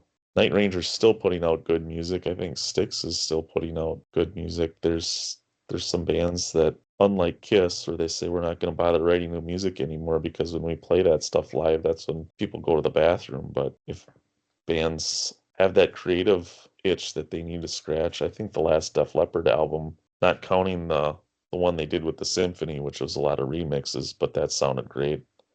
But the one that they did for the stadium tour that had Kick on it, I thought that album was pretty decent for the You most think bands You think bands are just not great at promoting themselves anymore? They have to do it Because themselves. They don't get record yeah, company help. So that's so same. that's the problem. Yeah, he had a good line at that last Circle album that he did. He's like, "This is one of the best albums I think I've put out in the last 20 years. Only 300,000 people heard it, so I'm basically doing it for myself. I'm not really doing it Because for the it's fame." bad marketing to make your consumer find your product. If there's a new Snickers bar, let's say, right, and you like Snickers, and all of a sudden they have a, I don't know, a cookie dough Snickers, let's say, right? You gotta tell people there's a cookie dough Snickers. Well, Somebody might find one in a gas station, and he's not gonna go out and promote it to five people and so on and so forth. we've said, MTV's gone now. The radio stations as we know it are pretty much gone now. Are Hmm. commercials on TV even the first type of advertising where you'd want to get your word out, or would it be social media advertising? If you want a new Snickers bar, you probably want to listen to people with your smartphones say the word Snickers and have it pop up on their Facebook page when And when they're playing Candy Crush, then there's this all of a sudden there's a Snickers ad. yeah, Like, oh, they got a new cookie dough. I got to try that. right. I don't know what bands can do nowadays to promote themselves. I don't know which ones are successful that are doing self-promotion. Are there any? I Well, don't it's almost like an art in itself to navigate all the different social media, paths to promote yourself, and talk going back to when we were talking a little bit about Rick Beato and all his complaints over the years of fair use. How many, and it goes back to the record companies, their bots and whatever they use to sort through social media. You can't even talk about an artist's song and play a little snippet on your YouTube and, oh, we'll demonetize you. You used something from us. And, Which so I feel is foolish. yeah, Like, you're taking away free advertising.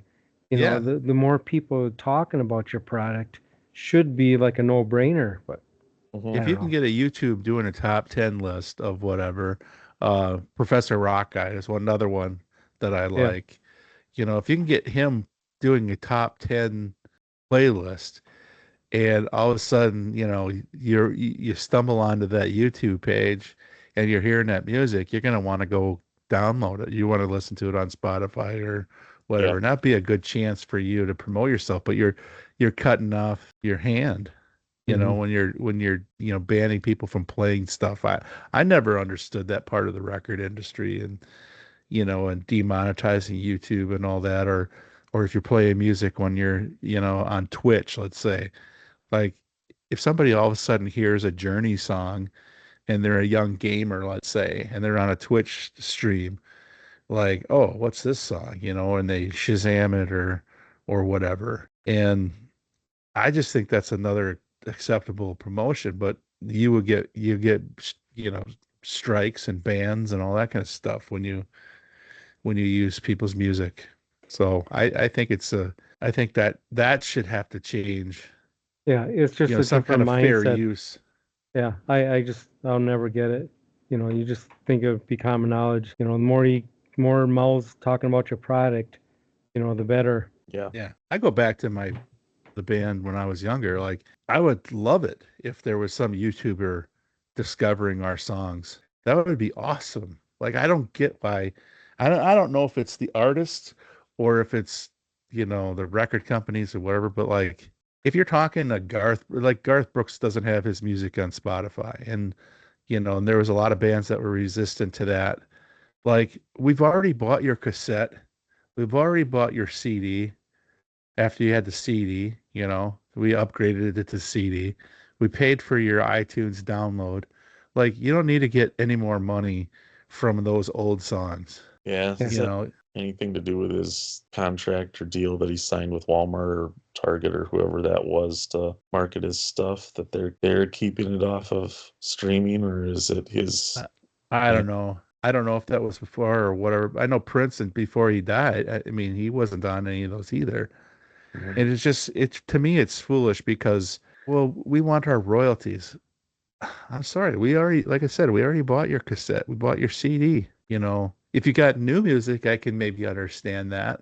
If I'm buying, Purple Rain soundtrack, I've already bought it and the cassette is just worn out or I lost a CD. You got my money for that probably twice. I don't understand the music industry for that No. because it's about money, but you're losing money by not having your songs out there for people to listen to. Yeah, it's definitely different. Yeah, and you got a band like, because I believe Def Leppard didn't have their stuff on Spotify because the record company was, what little Spotify was paying on, the record company was getting a large share of it. So they went and re-recorded all their songs and said, these are the only versions you can play on Spotify, and then we get all the money, not the record company. So I don't know if they got to take that path or. When I think if I can transition this a little bit, is I think when you recycle songs and they become popular again, you look at the biopics, Bohemian Rhapsody, but even before the biopics,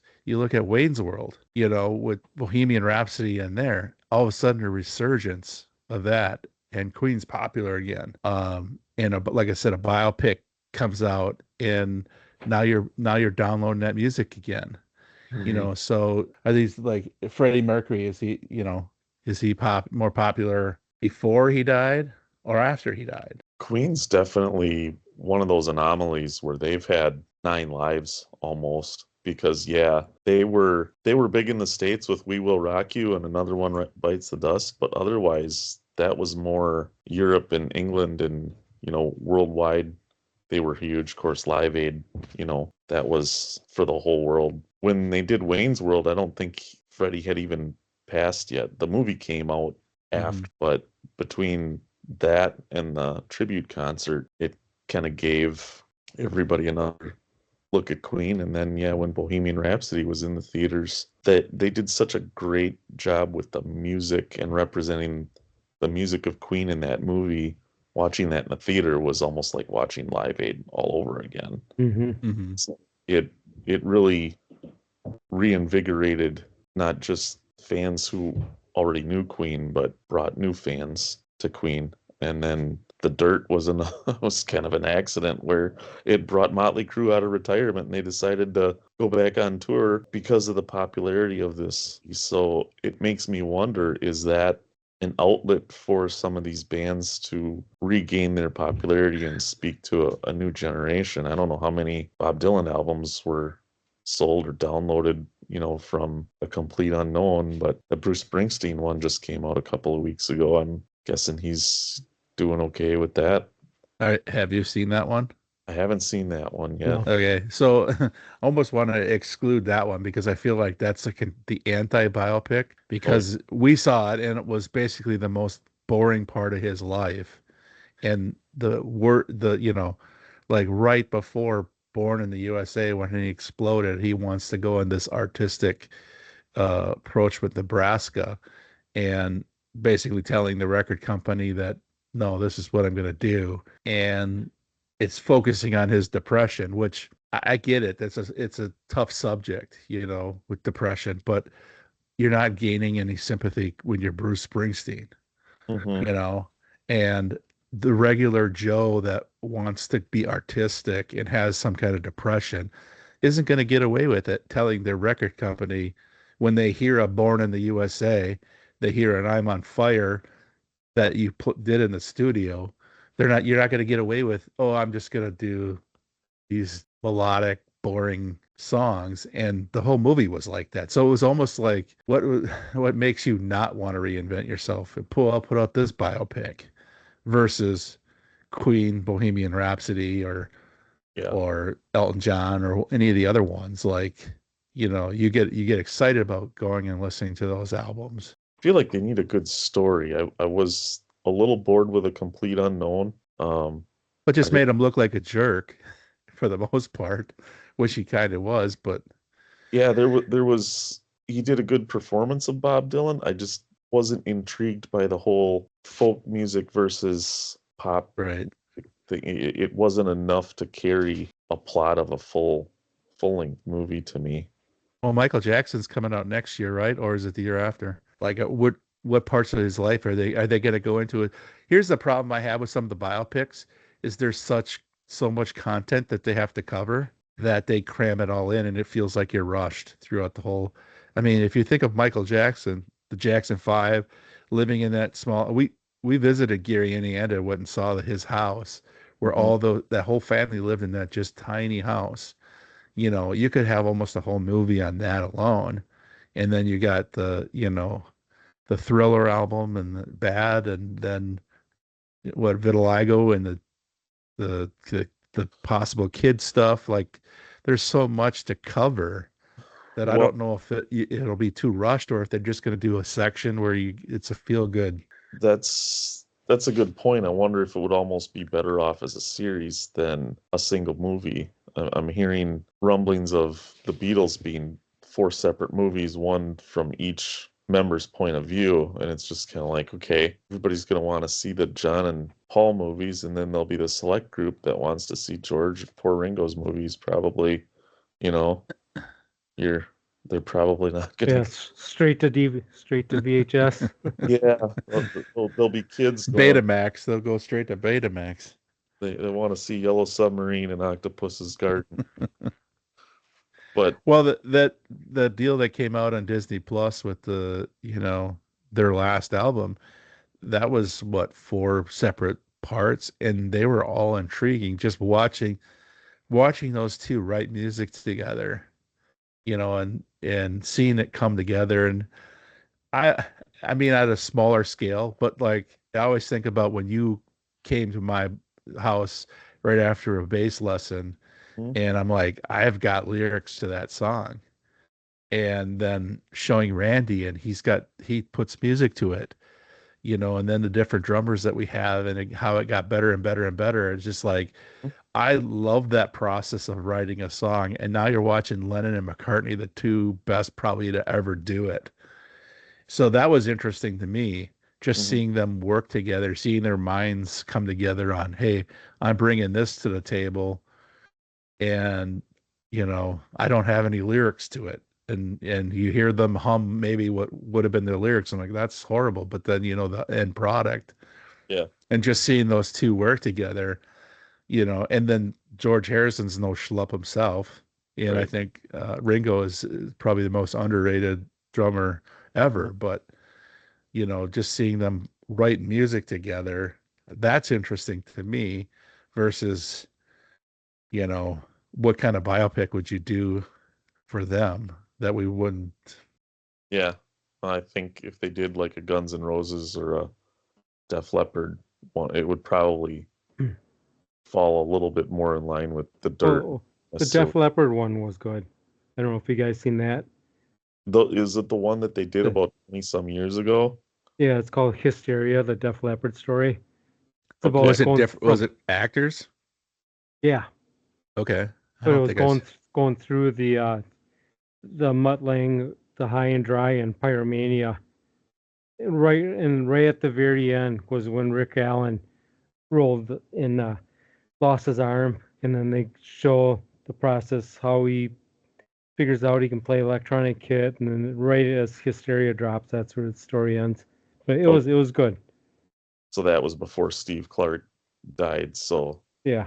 there's more to that story if they wanted to.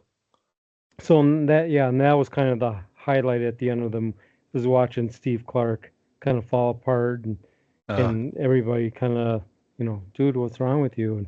And his girlfriend kind of going to the band saying, can you help me? And all his depression issues with his going back to it all centered around his dad and Yeah, getting his dad's approval. And I am surprised there weren't more of those kind of situations. I mean, there was some close calls, obviously, Nikki Six, that kind of stuff with some of these guys, and just the stuff that they would do, backstage, and all the drugs they did and all that kind of stuff, and Keith Richards still alive, it's like oh, now these rockers are old. It feels like it hurts a lot when an Ozzy's gone, even a Hulk Hogan, Tom Petty, mhm, again, going back to maybe I didn't appreciate as much was Tom Petty, even though the first meeting you and I had was that joke about Tom Petty, but the right. reality is like there was so much good music that came from him. Hmm. And all of our, I won't say heroes, but all of our legends are now and usually it's for Doug and I, it's like whoever gets the news first. Doug will just text me like, "Oh, this guy is like, oh no, Yeah. R.I.P. Guess who died R.I.P." today? Oh, it's like it's tough. And then you talk about David Roach. We just saw him, and he gave him when you and I were there, and Randy's dad passed away, and he gave us a message about his dad and all that kind of stuff. I still have that message, but him going through cancer and passing away, and just so many of our legends, Eddie Van Halen, and all these guys are dying, and I don't see, I mean, the next few years, if they're in their 60s, 70s, these artists, and what's the average lifespan, so we're going to get more news in the future about people passing, and it's how do we take it? I mean, when you have a week where three people die that you grew up either watching or listening to, it's tough. Yeah, and that's part of the other bad part about this generation of rock music is there isn't as many rock stars. The over the top personalities, the people that kind of drew you in. It's not just, you're standing up at the microphone, looking down at your shoes, playing three chords.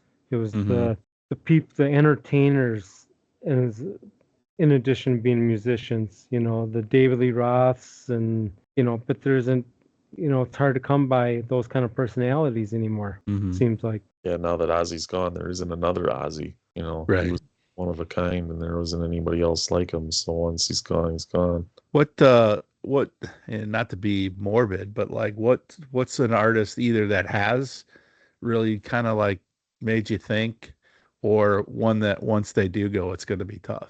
For me, it was tough with Tom Petty because it was sudden. Yeah. No, wasn't that old, and Eddie Van Halen was kind of the same thing. He was only in his mid 60s, was battling cancer for a while, but I was kind of sad after Eddie passed. There was kind of almost a big celebration of the Diamond Dave years at the same time, kind of pushing the Sammy stuff aside like it almost didn't exist. Like, don't bring any attention to this. I mean, four number one albums, and yeah, they had a little bit of a different sound, and there aren't a ton of people that love both. It's either one or the other, you know, not like the AC/DC stuff with Bon Scott and Brian Johnson, but it's like, come on, he was a big part of your history. You should Hmm. honor that part too. And even with Alex's book, he only had stories in there from the first six albums. It was like didn't even want to acknowledge that Sammy was part of that history. Well, he didn't really even get a great send off, anyways. Wasn't one of the award shows missed his name in memoriam or something like Oh, that? yeah, And yeah. it's like Ozzy was everywhere. And he kind And of gave himself a great send off, so that yeah, that worked out well for him. I was disappointed there wasn't a tribute concert for Tom Petty. I thought Jeff Lynne and Mike Campbell and those guys would have put Put forth. something together. Yeah, I actually have Mike Campbell's book sitting on the shelf right now. I haven't opened it up yet, but I did hear him say once, because he went right from the Heartbreakers after Tom died to pretty much going on tour with Fleetwood Mac, because he just needed an escape and a different avenue to not even deal with it or think about it. And the idea of putting a tribute together would have been too sad to do. But it's kind of like, all right, guys, it's been 9 years. I think your window's just about done. It's obviously not going to happen now. Are we numb because of the Whitney Houstons, the Michael Jacksons, the Prince, these just big, larger than lifes pass away? Or is it different now because it's more them getting older and getting cancer, or, stuff that regular people, most people aren't going to die in their mansion overdosing on fentanyl, or whatever it is.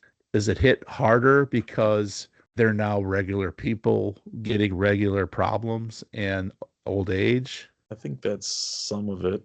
With Ozzy, I was kind of amazed that he was even still alive for all the stuff that he put himself through over the years. I mean, 76 is kind of a normal lifespan, and Yeah.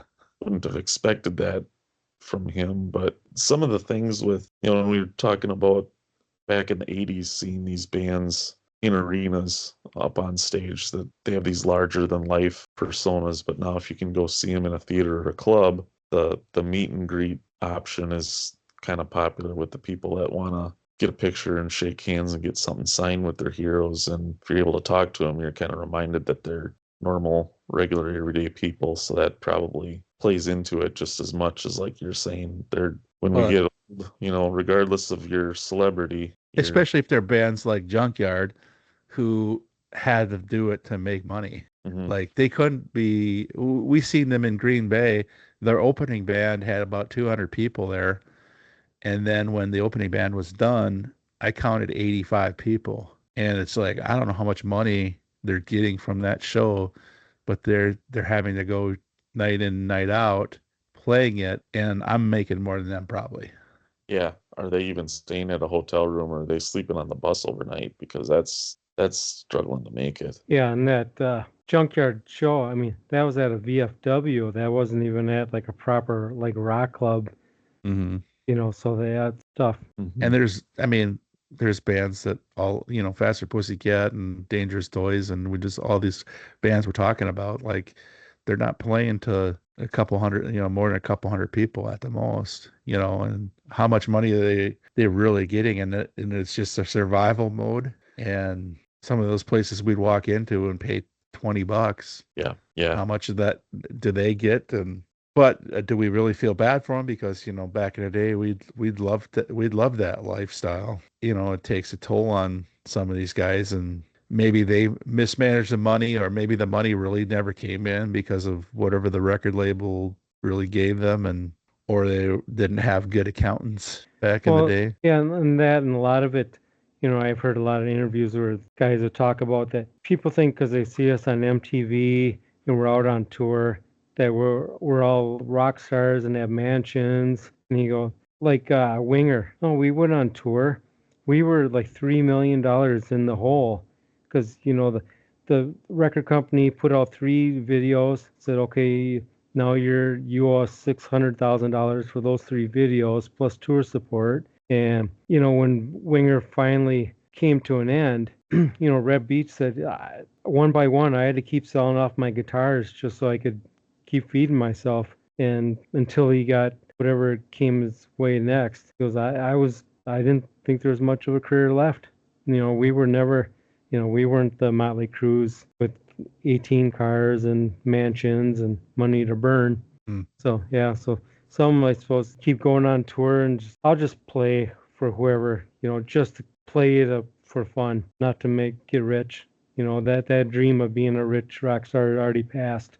Mhm. If I can play at a VFW and it beats sitting at home being a plumber or, Well, yeah, I mean, being an accountant. if that's your skill, and everybody that's there wants to see you, there's still some dopamine or whatever that you get from playing in front of people. You're still Yeah. doing what you love, as long as you don't treat it like a job, and you're fine with that lifestyle, and you're making what a plumber makes. hmm That's not awful. It's not what you expected when it was 1989 and everybody else was flying high and living that life, and either you got in at the wrong time or you had bad management or whatever the case was. And how many of those bands like from like 91, great musicians wrote great songs. They missed the wave. They're 6 years too late. But Doug, what's going to be a tough one for you when that you're going to have to text me or I text you? Then you'll be like, take a pause in your truck and like, oh, this one hurts. Not that he's like the giant hero mind, but when just how huge he is in reputation wise in the business, probably when Angus Young dies, Yeah. just how long ACDC's been out there doing their thing, and that'll be a shocker for me. Well, hopefully he makes it through July or whenever Brad sees him in Mhm. Madison. Yeah. He's still, from what I didn't see the show that was here, but supposedly he's still up there kicking, doing well. Yeah. So, but yeah, I mean, how old is he? Angus Young, God, I don't know. He's got to be in his 70s? late 70s, I would guess. That sounds right. I mean, yeah, let's say average. I mean, average lifespan. Now you're just talking death from natural causes. Yeah. I don't know what his lifestyle was, and his brother, how old was his brother when he died? So Angus, I guess Angus is 70. I thought Okay. he'd be older than that. It's still though, you know. But it's just, because he's fits, another one of those rock star, larger in life personality, jumping around in the schoolboy uniform, and you don't have a lot of that these days. Yeah. Paul McCartney will be another one. I mean, he's in his 80s, but he's kind of a young 80 something, being a vegan and still doing a almost 3 hour show with no break. Yeah, I just saw him like 2 weeks ago. That was incredible. I know Carol wanted to go to that show. She already had other plans, but me, I think it's tough. You thought it was a really good show?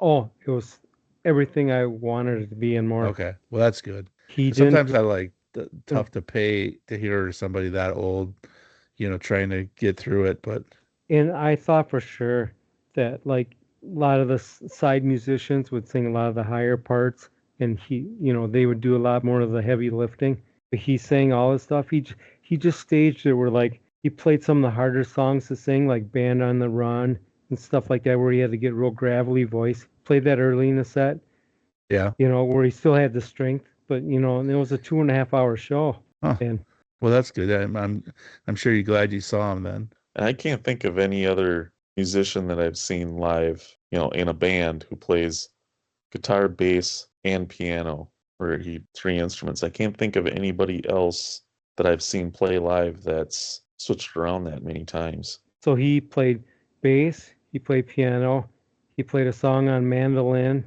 he played another song on ukulele. I mean, the drums are the only thing he didn't play.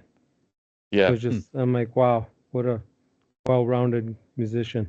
Yeah, I think for me, I know it's weird going from Paul McCartney to Weird Al Yankovic, but like when I hear that one, that one is tough for me. Yeah. That represents not only my childhood, but we've brought our kids to a few of his shows. When I have a 8 or 9 year old singing every lyric to Albuquerque and it's a 13-minute song, it's just kind of, to us, it's kind of like Star Wars and whatever. Like Weird Al is a part of our family, and obviously he's healthy or whatever. But it's just one of those.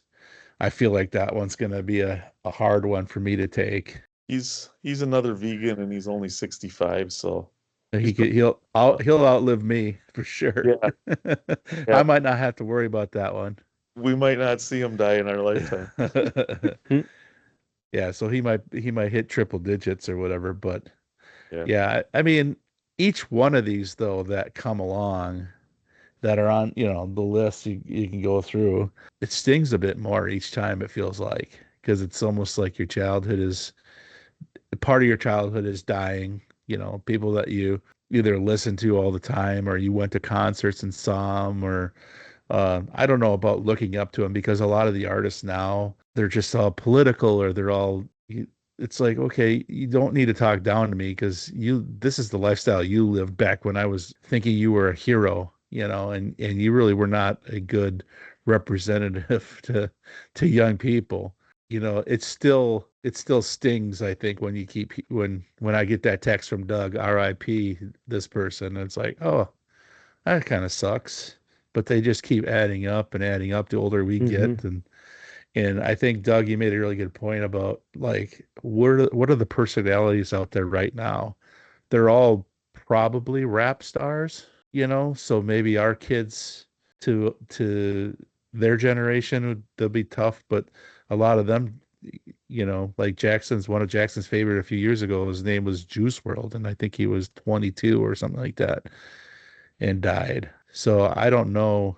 I don't know if you have any larger than life artists right now other than maybe Taylor Swift. But even she doesn't have a great personality. But like, who has that personality out there that Maybe an Ozzy? Maybe what? Snoop Dogg? Yeah. Yeah, he's probably a good comparison. But even him, he's probably more our generation, if you think about it. So what is this generation's Ozzy? Like you said, there is no more Ozzy.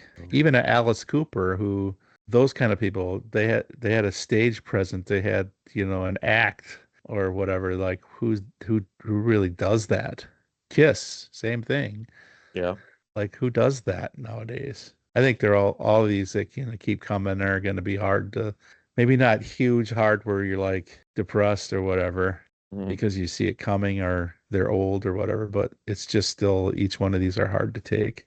Yeah, because it's a link back to our teenage years, and it's like when they pass, that's one more step. You can't go back and, for a 2-hour concert, be 16 again.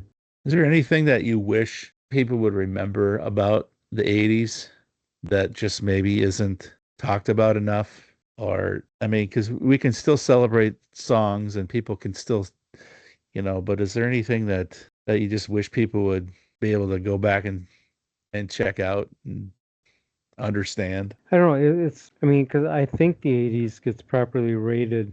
Maybe it's just I'm wearing the 80s tinted glasses when I'm looking at everything. But I mean, Hmm. even going back, it wasn't just music. It was, the movies and all the Schwarzeneggers and Van Dams and all the action, Stallone, everything was about having fun and, the big epic, blockbusters. And it was, kind of same vein as the concerts and the music. It was about just being bigger than, You bigger than think we life. just, you think we just can't escape reality right now? Like when we go to a show, our artists are going to be talking politics or they're going to be, we just can't escape it. When we go to the movie theaters, there's stuff in there we can't escape. We just can't get away from life like we did in the 80s. I don't think social media helps that. There's you've got eyeballs on you everywhere you go now. As an artist, you didn't have to worry about that in the 80s. In fact, they made it a point to check you over, make sure you weren't bringing any cameras into the shows. So you could say anything you wanted and you wouldn't get in trouble, but they didn't. Plus, you didn't have to worry about if you went to a movie and you liked it, you didn't have to worry about looking on social media before or after even and explaining that you liked a movie because there wasn't any. So it was just your kind of close knit group. Either you went to the movie with them or you word of mouth and then they went because you liked it. And it wasn't like, oh, this person said this in this movie, don't go see it, or this musician or whatever. You just went because you enjoyed it and you didn't have to worry about any of that stuff, like you said, with social media. It was a more innocent time. I think the Goldbergs TV show does a pretty good job of Yeah, it representing does. 80s in terms of a lot of the themes and the attitudes and what it was like back then. Is it sad that we don't have that nowadays, or is it just the way life is? I Sad. mean, it is sad. I mean, we lived in such a simpler time. I mean, we didn't have school resource officers at school. You didn't have to worry. There was none of that to have to worry about. And so I tell my kids all the time that I just feel sorry for them that they didn't get to grow up in the same way that I did in high school, in the teenage years. And, it's just, I don't think we appreciated it enough looking back. Like the one thing I really wish I was more into was snapping pictures or video because there's just so few of that around to capture what it was like. Brad and I were living in Appleton. We had a downtown where we cruised the Ave. Like we drove up and down looking for our friends and then we went somewhere else or we hung out on the side there or that was just the place to be. And that got outlawed and kids just, they have cell phones now, so they don't really need to worry about that. But how cool was that? And I just don't think I don't know if we just didn't appreciate that time frame and the freedoms that we had and knowing that adulthood sometimes can suck and yeah. bills and responsibilities and stuff like that. But sneaking out of the house to go to Alpine Valley and see AC/DC, it's just crazy. You think about that stuff, or just seeing the amount of concerts that we did see and just hanging with our friends and all that. It's a different time frame. And we had fun, but I just don't know. I don't know if any of us lived in the moment to reflect. And I don't know Well, if it's I don't know, became or if kids just don't do that. well, it was probably hard for us to reflect because you take advantage or when things just are normal, the life we lived back then was just normal. You know, if someone would have told you, oh, hey, in 20 years, there's going to be cops at the front door of the high schools, and some high schools are metal detectors, Yeah. and all the stuff that was about to change, we wouldn't have believed it. Yeah. I walked through the smoking doors at my school. I lived right across the street, and to get into the school, I walked through the smoking doors. And I would get blasted because the people that were there were wearing the heavy metal shirts, and I was wearing Poison Motley Crue, and I wasn't smoking obviously with them. So I wasn't well liked from that crowd of kids. But I just can't imagine a smoking section at school. But And now it's the vaping section. yeah, that's Well, the vaping in the men's room, the boys' room. another reason probably underappreciated is at the time you didn't really see an end in sight. Because when the end came, it almost like went off a cliff. Yeah. Well, okay, how can we leave this on a positive note so we're not talking about death and the end of the 80s and all that kind of stuff? Like, let's go back to like some fun memories growing up in that time period. What are some of your favorite things about that? Even if it's just, hanging out with friends and I think you mentioned the movies. Some of my favorite movies are still from the 80s.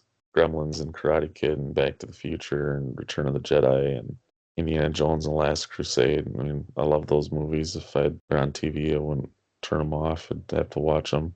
Yeah, and we do a family movie night every week where we take turns on who, and the kids have to sit down and watch whatever mom chooses this week, dad chooses so it's all the big 80s blockbusters, and it's a chance, like, you're talking to them and like talking about ET, and it's like, what, you've never seen ET?